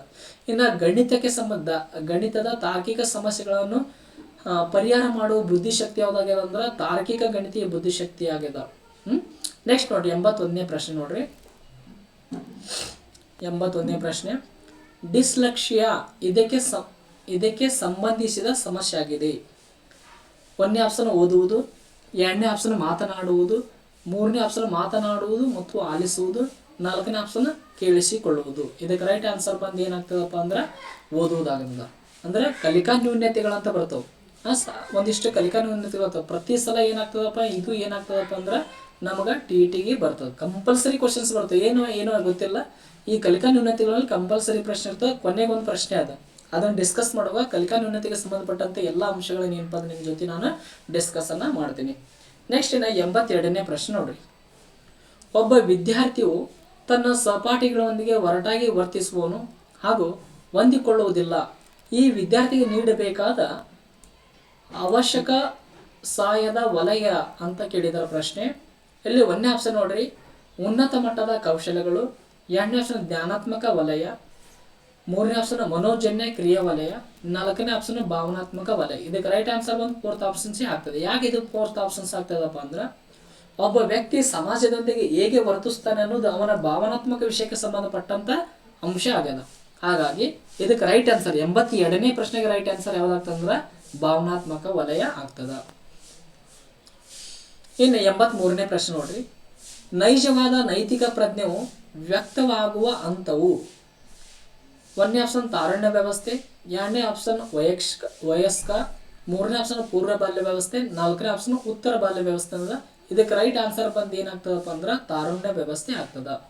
ಅಂದ್ರೆ ಒಬ್ಬ ವ್ಯಕ್ತಿಯಲ್ಲಿ ನೈತಿಕ ಪ್ರಜ್ಞೆ, ನೈಜವಾದ ನೈತಿಕ ಪ್ರಜ್ಞೆ ಯಾವ ಹಂತದಲ್ಲಿ ಕಂಡು ಬರ್ತದಪ್ಪ ಅಂದ್ರೆ ತಾರುಣ್ಯ ವ್ಯವಸ್ಥೆ ಒಳಗೆ ಕಂಡು ಬರ್ತದೆ. ಯಾಕೆ ಇಲ್ಲಿ ತಾರುಣ್ಯ ವ್ಯವಸ್ಥೆ ಒಳಗೆ ಕಂಡು ಬರ್ತದಪ್ಪ ಅಂದ್ರೆ, ಈ ತಾರುಣ್ಯ ವ್ಯವಸ್ಥೆ ಒಳಗೆ ವ್ಯಕ್ತಿಯಲ್ಲಿ ಏನಾಗ್ತದಪ್ಪ ಅಂದ್ರೆ ನೈತಿಕ ಪ್ರಜ್ಞೆ ಅಗಾಧವಾಗಿ ಬೆಳೀತದ. ಯಾವುದೋ ಒಬ್ಬ ವ್ಯಕ್ತಿಯನ್ನು ಆದರ್ಶವಾಗಿ ಇಟ್ಕೊಂಡು ಆ ವ್ಯಕ್ತಿ ಅಂತ ನಾ ಏನಪ್ಪ ಅಂದ್ರೆ ಹಾಕಬೇಕಂತ ಹೊರಟಿರ್ತಾನ. ಕೆಲವೊಮ್ಮೆ ಉನ್ನತ ಅಂತ ತಲುಪದೇ ಇರಬಹುದು. ಎಲ್ಲ ವ್ಯಕ್ತಿಗಳು ನೈಜವಾದ ನೈತಿಕ ಪ್ರಜ್ಞೆ ಹೊಂತಾರನೇ. ತುಂಬ ಬಲಿಷ್ಠವಾದವರು, ತುಂಬ ನೈತಿಕ ಬಗ್ಗೆ ಆಸಕ್ತಿ ಹೊಂದಿದವರು ಮಾತ್ರ ಏನಾಗ್ತಾರೆ ಅಂದ್ರೆ ಉನ್ನತ ಹಂತದ ನೈತಿಕ ಪ್ರಜ್ಞೆಯನ್ನು ಏನಪ್ಪ ಅಂದ್ರೆ ತಾಳ್ತಾರೆ. ಈ ಫಾರ್ ಎಕ್ಸಾಂಪಲ್ ನೋಡ್ರಿ, ಈಗ ಸ್ವಾಮಿ ವಿವೇಕಾನಂದರನ್ನ ತಗೋರಿ. ಈ ಸ್ವಾಮಿ ವಿವೇಕಾನಂದರು ಏನಾಗ್ತಾರಪ್ಪ ಅಂದ್ರೆ ಕೊನೆ ಹಂತದಲ್ಲಿ ಏನಾಗ್ತಾರಪ್ಪ ಅಂದ್ರೆ ಉನ್ನತ ಹಂತದ ನೈತಿಕ ಪ್ರಜ್ಞೆಯನ್ನು ಬೆಳೆಸಿಕೊಂಡಂಥ ವ್ಯಕ್ತಿ. ಈ ಹಂತ ಯಾವಾಗ ಮೂಡ್ತದ ಅಂದ್ರೆ ಇದು ತಾರುಣ್ಯ ವ್ಯವಸ್ಥೆಯಲ್ಲೇ ಮೂಡ್ತದ. ಅದನ್ನು ಕಾಪಾಡಿಕೊಂಡು ಏನಪ್ಪ ಅಂದ್ರೆ ನಿರಂತರವಾಗಿ ನಾವು ಹೋಗ್ಬೇಕಾಗ್ತದ. ಇನ್ನು 84ನೇ ಪ್ರಶ್ನೆ ನೋಡ್ರಿ. 84ನೇ ಪ್ರಶ್ನೆ, ಈ ಹೇಳಿಕೆ ಗಂಡಸರು ಹೆಂಗಸರಿಗಿಂತ ಹೆಚ್ಚು ಬುದ್ಧಿವಂತರು. 1ನೇ ಆಪ್ಷನ್ ನಿಜ. 2ನೇ ಆಪ್ಷನ್ ಸುಳ್ಳು. 3ನೇ ಆಪ್ಷನ್ ಲಿಂಗ ತಾರತಮ್ಯವನ್ನು ತೋರಿಸುತ್ತದೆ. 4ನೇ ಆಪ್ಷನ್ ಕೆಲವು ಜನಗಳಲ್ಲಿ ಸತ್ಯ ಅಂತ ಕೇಳಿದಾನ. ನಮಗೆ ಓದಿದಗನೆ ಏನು ಅನಿಸ್ಬಿಡ್ತದಪ್ಪ ಅಂದ್ರೆ ಇದು ಗಂಡಸರು ಹೆಂಗಸರಿಗಿಂತ ಹೆಚ್ಚು ಬುದ್ಧಿವಂತರು ಸುಳ್ಳು ಅನಿಸ್ತದ. ಆದರೆ ಈ ಆನ್ಸರ್ ಕರೆಕ್ಟೇ ಇದೆ, ಆದ್ರೆ ತಪ್ಪಂತ ಅನ್ನಂಗಿಲ್ಲ. ಆದ್ರೆ ಇದಕ್ಕೆ ಬಹಳಷ್ಟು ಸೂಟೇಬಲ್ ಆನ್ಸರ್ ಯಾವ್ದಾಗ್ತದಪ್ಪ ಅಂದ್ರೆ 3rd ಆಪ್ಷನ್ ಆಗ್ತದ. ಏನಪ್ಪ ಅಂದ್ರೆ ಲಿಂಗ ತಾರತಮ್ಯವನ್ನು ತೋರಿಸ್ತದ. ಗಂಡಸರು ಹೆಂಗಸರಿಗಿಂತ ಹೆಚ್ಚು ಬುದ್ಧಿವಂತರು ಅನ್ನೋದು ನಮಗೆ ಏನು ತೋರಿಸಿಕೊಡ್ತದಪ್ಪ ಅಂದ್ರೆ ಅಲ್ಲಿ ಲಿಂಗ ತಾರತಮ್ಯ ಕಂಡು ಬರ್ತದೆ. ಹೆಣ್ಣು ಗಂಡು ಅನ್ನೋ ಭೇದ ಭಾವ ನಮ್ಮಲ್ಲಿ ಏನಾಗ್ತದಪ್ಪ ಅಂದ್ರೆ ಕಂಡು ಬರ್ತದ ಅನ್ನೋದು ಏನಪ್ಪ ಅಂದ್ರೆ ಈ ವ್ಯಾಖ್ಯೆ ಏನಪ್ಪ ಅಂದ್ರೆ ತೋರಿಸ್ತದ. ನೆಕ್ಸ್ಟ್ 85ನೇ ಪ್ರಶ್ನೆ ನೋಡ್ರಿ. ಒಂದು ಸಮೂಹದ ಸದಸ್ಯರ ಸಂಬಂಧವನ್ನು ಅಧ್ಯಯನ ಮಾಡಲು ಈ ಕೆಳಗೆ ನಾವು ಬಳಸಲಾಗುತ್ತದೆ. 1ನೇದು ಸಮಾಜ ಮಿತಿ ತಂತ್ರ. 2ನೇದು ಪ್ರಕ್ಷೇಪಣ ತಂತ್ರ. 3ನೇದು ದರ್ಜಮಾಪನ ತಂತ್ರ. 4ನೇದು ಸಾಂದರ್ಭಿಕ ಪರೀಕ್ಷೆ ಅಂತ ಕೇಳಿದಾನೆ. ಒಂದು ಸಮೂಹದ ಸದಸ್ಯರ ಸಂಬಂಧವನ್ನು, ಒಂದು ಸಮೂಹದ ಸದಸ್ಯರ ಸಾಮಾಜಿಕ ವರ್ತನೆಗಳನ್ನು ನಾವು ಅಧ್ಯಯನ ಮಾಡಲು ಯಾವ ತಂತ್ರವನ್ನು ಬಳಕೆ ಮಾಡ್ತೀವಪ್ಪ ಅಂದ್ರೆ ಸಮಾಜ ಮಿತಿ ತಂತ್ರವನ್ನು ಏನಪ್ಪ ಅಂದ್ರೆ ಇದನ್ನ ಬಳಕೆ ಮಾಡ್ತೀವಿ. ಅಂದ್ರೆ ಸಾಮಾಜಿಕ ಸಹಸಂಬಂಧಗಳನ್ನ ಅಧ್ಯಯನ ಮಾಡೋದಕ್ಕೆ ಬಳಕೆ ಮಾಡುವಂತ ತಂತ್ರ ಯಾವುದಪ್ಪ ಅಂದ್ರೆ ಸಮಾಜ ಮಿತಿ ತಂತ್ರ ಅಂತ ಬರ್ತದೆ. ಈ ಸಮಾಜ ಮಿತಿ ತಂತ್ರವನ್ನು ರೂಪಿಸಿದವರು ಯಾರಪ್ಪ ಅಂದ್ರೆ ಜೆ.ಎಲ್. ಮೋರನ್ ಅಂತ ಬರ್ತಾರೆ. ಯಾರು ಬರ್ತಾರೆ? ಜೆ.ಎಲ್. ಮೋರೇನೋ ಅಂತ ಏನಪ್ಪ ಅಂದ್ರೆ ಬರ್ತಾರ. ಇವ್ರು ಏನಪ್ಪ ಅಂದ್ರೆ ಸಾಮಾಜಿಕ ಮಿತಿ ತಂತ್ರ ಅಥವಾ ಸಮಾಜ ಮಿತಿ ತಂತ್ರವನ್ನು ಏನಪ್ಪ ಅಂದ್ರೆ ಇವರು ರೂಪಿಸ್ತಾರ. ಆಲ್ರೆಡಿ ಏನಪ್ಪ ಅಂದ್ರೆ ಇವ್ರು ಡಿಸ್ಕಸ್ ಅನ್ನ ಮಾಡಿದ್ದೀವಿ. ನೆಕ್ಸ್ಟ್ ಏನು ನೋಡ್ರಿ, 86ನೇ ಪ್ರಶ್ನೆ, ಅನಿಮಿಸಮ್ ಲಕ್ಷಣವು ಈ ಹಂತದ ಜ್ಞಾನಾತ್ಮಕ ಬೆಳವಣಿಗೆಯ ಮುಖ್ಯ ಲಕ್ಷಣ ಅಂತ ಆಗ್ಯದ. 1ನೇ ಆಪ್ಷನ್ ನೋಡ್ರಿ ಸಂವೇದನಾ ಗತಿ ಅಂತ. 2ನೇ ಆಪ್ಷನ್ ಕಾರ್ಯಪೂರ್ವ ಅಂತ. 3ನೇ ಆಪ್ಷನ್ ಮೂರ್ತ ಕಾರ್ಯಗಳಂತ. 4ನೇ ಆಪ್ಷನ್ ಔಪಚಾರಿಕ ಕಾರ್ಯಗಳಂತ ಬರ್ತದೆ. ನೋಡ್ರಿ, ಈ ಅನಿಮಿಸಮ್ ಅನ್ನೋ ಲಕ್ಷಣ ಮಕ್ಕಳಲ್ಲಿ ಯಾವ ಹಂತದಲ್ಲಿ ಕಂಡು ಬರ್ತದೆ ಅಂದ್ರೆ ಕಾರ್ಯಪೂರ್ವ ಹಂತದಲ್ಲಿ ಏನಪ್ಪ ಅಂದ್ರೆ ಕಂಡು ಬರ್ತದೆ. ಈ ಅನಿಮಿಸಮ್ ಎಂಬ ಕಲ್ಪನೆ ಏನದಲ್ಲ, ಈ ಅನಿಮಿಸಮ್ ಕಲ್ಪನೆ ಮೂಲ ಪದದ ಅರ್ಥವನ್ನು ನೋಡಿದಾಗ ಅಂದ್ರೆ ಇದು ಲ್ಯಾಟಿನ್ ಭಾಷೆಯಿಂದ ಬಂದಿದೆ. ಇದು ಪದ ಯಾವ ಭಾಷೆಯಿಂದ ಬಂದ? ಅನಿಮಿಸಮ್ ಎಂಬ ಪದ ಮೂಲತಃ ಲ್ಯಾಟಿನ್ ಭಾಷೆಯ ಅನಿಮ್ ಎಂಬ ಪದದಿಂದ ಏನಾಗಿದಪ್ಪ ಅಂದ್ರೆ ಇದು ಬಂದದ. ಯಾವ ಪದದಿಂದ ಬಂದದ? ಅನಿಮ್ ಎಂಬ ಪದದಿಂದ ಬಂದದ. ಹಾಗಾದ್ರೆ ಅನಿಮ್ ಅಂದರೆ ಏನು ನೋಡ್ರಿ. ಅನಿಮ್ ಅಂದ್ರೆ ಏನಪ್ಪ ಅಂದ್ರೆ ಆತ್ಮ ಅಂತ ಅರ್ಥ ಕೊಡ್ತದೆ. ಏನಂತ ಅರ್ಥ ಕೊಡ್ತದೆ? ಇದು ಆತ್ಮ ಅಂತ ಅರ್ಥ ಕೊಡ್ತದೆ ಅಥವಾ ಜೀವ ಅಂತ ಅರ್ಥ ಏನಪ್ಪ ಅಂದ್ರೆ ಕೊಡ್ತದೆ. ಈ ಅನಿಮಿಸಮ್ ಅನ್ನೋ ಪರಿಕಲ್ಪನೆ ಅಂದ್ರೆ ಆತ್ಮ ಅಥವಾ ಜೀವ ಯಾವುದಾದ್ರೂ ಒಂದು ನಿಸರ್ಗದಲ್ಲಿರುವಂಥ ಯಾವುದೇ ಒಂದು ವಸ್ತು ತಗೋ ಮಗು, ಕಲ್ಲು ತಗೋ, ಮಣ್ಣು ತಗೋ, ಸಸ್ಯಗಳು ತಗೋ, ಪ್ರಾಣಿಗಳು ತಗೋ, ಯಾವುದೇ ಒಂದು ವಸ್ತುವನ್ನು ತೆಗೆದುಕೊಂಡ್ರೂ ಸಹ ಪ್ರತಿಯೊಂದಕ್ಕೂ ನಿರ್ಜೀವ ವಸ್ತುಗಳಿಗೆ, ಪ್ರಾಣಿಗಳ ಬಿಡ್ರಿ, ನಿರ್ಜೀವ ವಸ್ತುಗಳು ಏನದವಲ್ಲ ಆ ನಿರ್ಜೀವ ವಸ್ತುಗಳಿಗೂ ಸಹ ಏನಪ್ಪಾ ಅಂದ್ರೆ ಆತ್ಮವಿದೆ, ಜೀವವಿದೆ ಅಂತ ಏನು ಮಾಡ್ತದಪ್ಪ ಅಂದ್ರೆ ತಿಳಿಸ್ತದ. ಯಾವ ತಿಳಿಸ್ತದ? ಅನಿಮಿಸಮ್. ಈ ಅನಿಮಿಸಮ್ ಪರಿಕಲ್ಪನೆ ಅಥವಾ ಲಕ್ಷಣ ಯಾವ ಹಂತದಲ್ಲಿ ಕಂಡು ಬರ್ತದೆ ಅಂದ್ರೆ ಕಾರ್ಯಪೂರ್ವ ಹಂತಗಳಲ್ಲಿ ಕಂಡು ಬರ್ತದೆ. ಯಾಕ್ರಿ ಕಾರ್ಯಪೂರ್ವ ಹಂತದಲ್ಲಿ? ಒಂದು ಫಾರ್ ಎಕ್ಸಾಂಪಲ್ ಕೊಡ್ತೀನಿ ನೋಡ್ರಿ. ಒಂದು ಮಗು ಏನು ಮಾಡ್ತದಪ್ಪ ಅಂದ್ರೆ ಬಡಗಿ ತಗೋತದ ನೋಡ್ರಿ. ಫಾರ್ ಎಕ್ಸಾಂಪಲ್ ಇಂಪಾರ್ಟೆಂಟ್ ಆಗ್ತದೆ ಯಾವ ರೀತಿ ಅನಿಮಿಸಮ್ ಲಕ್ಷಣಗಳು ಕಂಡು ಬರ್ತವೆ ಅನ್ನೋದು. ಒಂದು ಮಗು ಏನು ಮಾಡ್ತದಪ್ಪ ಅಂದ್ರೆ ಬಡಗಿ ತಗೋತದ, ಅದು ತನ್ನ ಎರಡೂ ಕಾಲಗಳ ಮಧ್ಯೆ ಏನಪ್ಪ ಅಂದ್ರೆ ಹಿಡ್ಕೋತದ, ಬಡಗಿನ ಹಿಡ್ಕೊಂಡು ತಾನೇ ಟಕಕ್ ಟಕಕ್ ಟಕಕ್ ಅಂದ್ರೆ ಕುದುರೆ ಓಡಿಸ್ತದ. ಅಂದ್ರೆ ಆ ಬಡಗಿಗೆ ಏನಂತ ತಿಳ್ಕೊಂಡಿದ್ದ ಮಗು? ಜೀವವಿದೆ ಅಂತ ತಿಳ್ಕೊಂಡದ. ಅದನ್ನ ಏನ್ ಮಾಡ್ತದ? ಕುದುರೆ ನಿರ್ಜೀವ ಅವಸ್ಥೆ ಕುದುರೆ ತರ ಆಗಿ ಏನ್ ಮಾಡ್ತದಪ್ಪ ಅಂದ್ರೆ ಮಗು ಕಾಣ್ತದ. ಒಂದು ಹೆಣ್ಣು ಮಗು ತೋರಿ, ಒಂದು ಹೆಣ್ಣು ಮಗುವಿನ ಕೈಯಾಗ ಗೊಂಬೆ ಕೊಟ್ಬಿಟ್ರೆ ಅದ ನೋಡ್ರಿ, ಆ ಮಗು ಏನ್ ಮಾಡ್ತದ? ನೀವು ಎಲ್ಲ ನೀವು ಎಲ್ಲ ಸಣ್ಣರಿದ್ದಾಗ ಮಾಡಿ ಬಂದಂಥದ್ದು ಇದೆವು ನೋಡ್ರಿ. ಆ ಸಣ್ಣ ಮಗು ಆ ಗೊಂಬೆ ತೊಗೊಂಡು ಏನು ಮಾಡ್ತದಪ್ಪ ಅಂದ್ರೆ ಅದಕ್ಕೆ ರಬ್ಬಿಸೋದು, ಅಳಬಾಡ್ ಅನ್ನೋದು, ನೆಕ್ಸ್ಟ್ ಅದಕ್ಕೆ ಜಳಕ ಮಾಡಿಸೋದು, ಬಟ್ಟೆ ಉಡಿಸೋದು, ಅದೆಲ್ಲ ಮಾಡ್ತಿರ್ತದ. ಇವೆಲ್ಲ ಹಂತಗಳು ಎಲ್ಲಿ ಕಂಡು ಬರ್ತದಪ್ಪ ಅಂದ್ರೆ ಕಾರ್ಯಪೂರ್ವ ಹಂತಗಳಲ್ಲಿ ಬರ್ತದ. ಹಾಗಾಗಿ ಅನಿಮಿಸಮ್ ಲಕ್ಷಣ ಎಲ್ಲಿ ಕಂಡು ಬರ್ತದಪ್ಪ ಅಂದ್ರೆ ಕಾರ್ಯಪೂರ್ವ ಹಂತಗಳಲ್ಲಿ ಕಂಡು ಬರ್ತದ. ನೆಕ್ಸ್ಟ್ ನೋಡಿ 87ನೇ ಪ್ರಶ್ನೆ. ಪುನರ್ಬಲನದ ಉಪಯೋಗದಿಂದ 1ನೇ ಆಪ್ಷನ್ ಬುದ್ಧಿಶಕ್ತಿ ಉತ್ತಮಗೊಳ್ಳುತ್ತದೆ, 2ನೇ ಆಪ್ಷನ್ ಸಾಮಾಜಿಕ ಸಂಬಂಧಗಳನ್ನು ಬೆಳೆಸುತ್ತದೆ, 3ನೇ ಆಪ್ಷನ್ ಮಾನಸಿಕ ಆರೋಗ್ಯ ವೃದ್ಧಿಸುತ್ತದೆ, 4ನೇ ಆಪ್ಷನ್ ಪ್ರತಿಕ್ರಿಯೆಗಳನ್ನು ಬಲಗೊಳಿಸುತ್ತದೆ. ನೋಡ್ರಿ, ಈ ಪುನರ್ಬಲನ ತಂತ್ರವನ್ನು ರೂಪಿಸಿದವರು ಯಾರಪ್ಪ ಅಂದ್ರೆ ತಾಂಡೈಕ್ ಬರ್ತಾರೆ. ಯಾರು ರೂಪಿಸ್ತಾರೆ? ಇವರ ತಾಂಡೈಕ್ ಅವ್ರು ಏನಪ್ಪ ಅಂದ್ರೆ ಪುನರ್ಬಲನ ತತ್ವನ ಏನು ಮಾಡ್ತಾರಪ್ಪ ಅಂದ್ರೆ ರೂಪಿಸ್ತಾರ. ಈ ಪುನರ್ಬಲನ ತತ್ವದಿಂದ ಏನು ಬಲಗೊಳ್ಳುತ್ತದಪ್ಪ ಅಂದ್ರೆ, ಏನು ಉಪಯೋಗ ಆಗ್ತದಂದ್ರೆ ಪ್ರತಿಕ್ರಿಯೆಗಳನ್ನು ಬಲಗೊಳಿಸ್ತದ.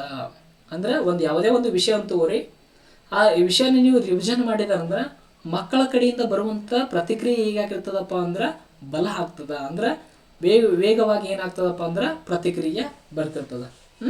ನೆಕ್ಸ್ಟ್ ಇನ್ನು 88ನೇ ಪ್ರಶ್ನೆ ನೋಡ್ರಿ. ವಿಸ್ಮೃತಿಗೆ ಇದು ಒಂದು ಪ್ರಮುಖ ಕಾರಣವಾಗಿದೆ.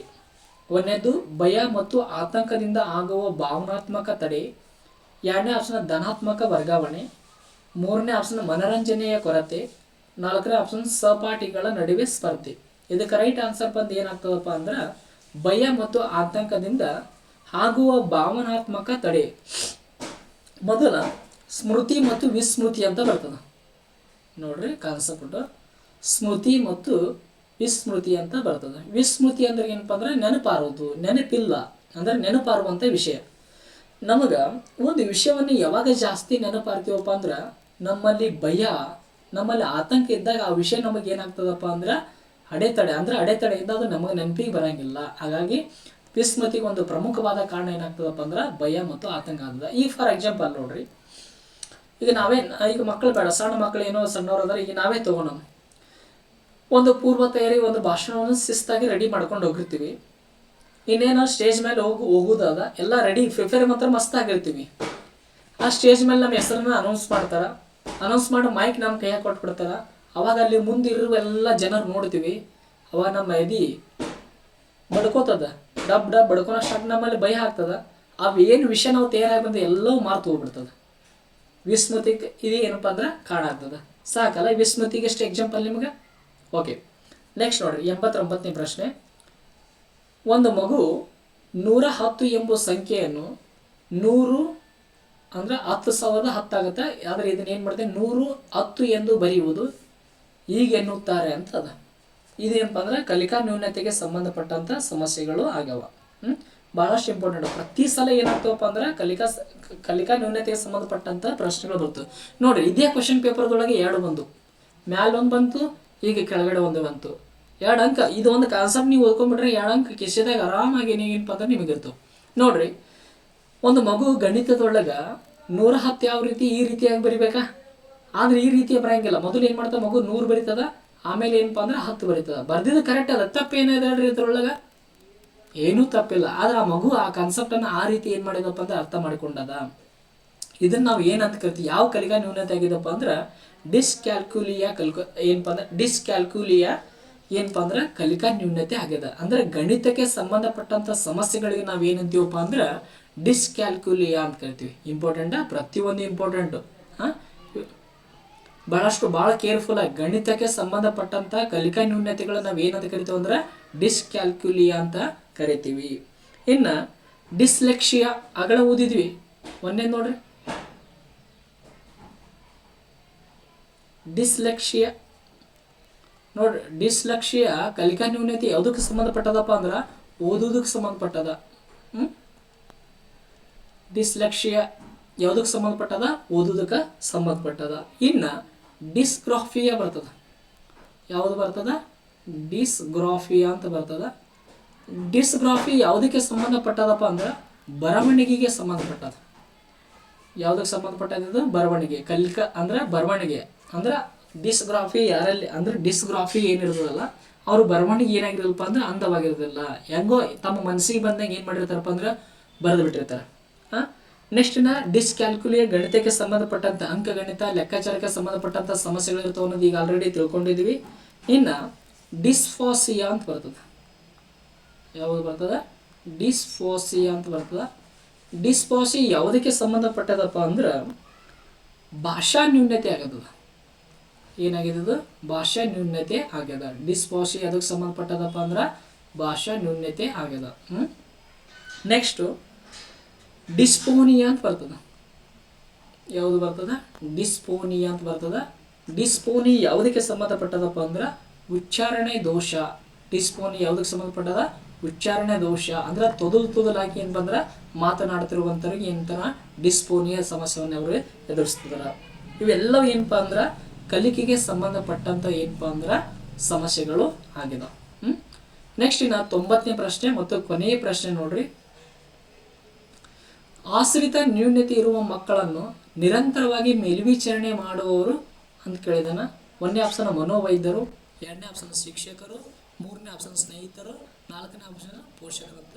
ರೈಟ್ ಆನ್ಸರ್ ಬಂದು ಏನಾಗ್ತದಪ್ಪ ಅಂದ್ರೆ ಪೋಷಕರಾಗ್ತಾರೆ. ಆಶ್ರಿತ ನ್ಯೂನತೆ ಇರುವಂಥ ಮಕ್ಕಳು ಅಂದ್ರೆ ಬುದ್ಧಿಮಾಂದ್ಯ ಮಕ್ಕಳನ್ನು ಯಾರು ಆಶ್ರಯ ಮಾಡ್ತಾರೆ ನಿರಂತರವಾಗಿಪ್ಪ ಅಂದ್ರೆ ಅವರ ಪಾಲಕರೇ ಅಥವಾ ಅವರ ಪೋಷಕರೇ ಏನು ಮಾಡ್ತಾರಪ್ಪ ಅಂದ್ರೆ ಆ ಮಕ್ಕಳನ್ನ ಏನು ಮಾಡ್ತಾರಪ್ಪ ಅಂದ್ರೆ ಅವರು ನಿರಂತರವಾಗಿ ಏನು ಮಾಡ್ತಾರಪ್ಪ ಅಂದ್ರೆ ಅವರು ಪೋಷಣೆಯನ್ನು ಮಾಡ್ತಾರೆ.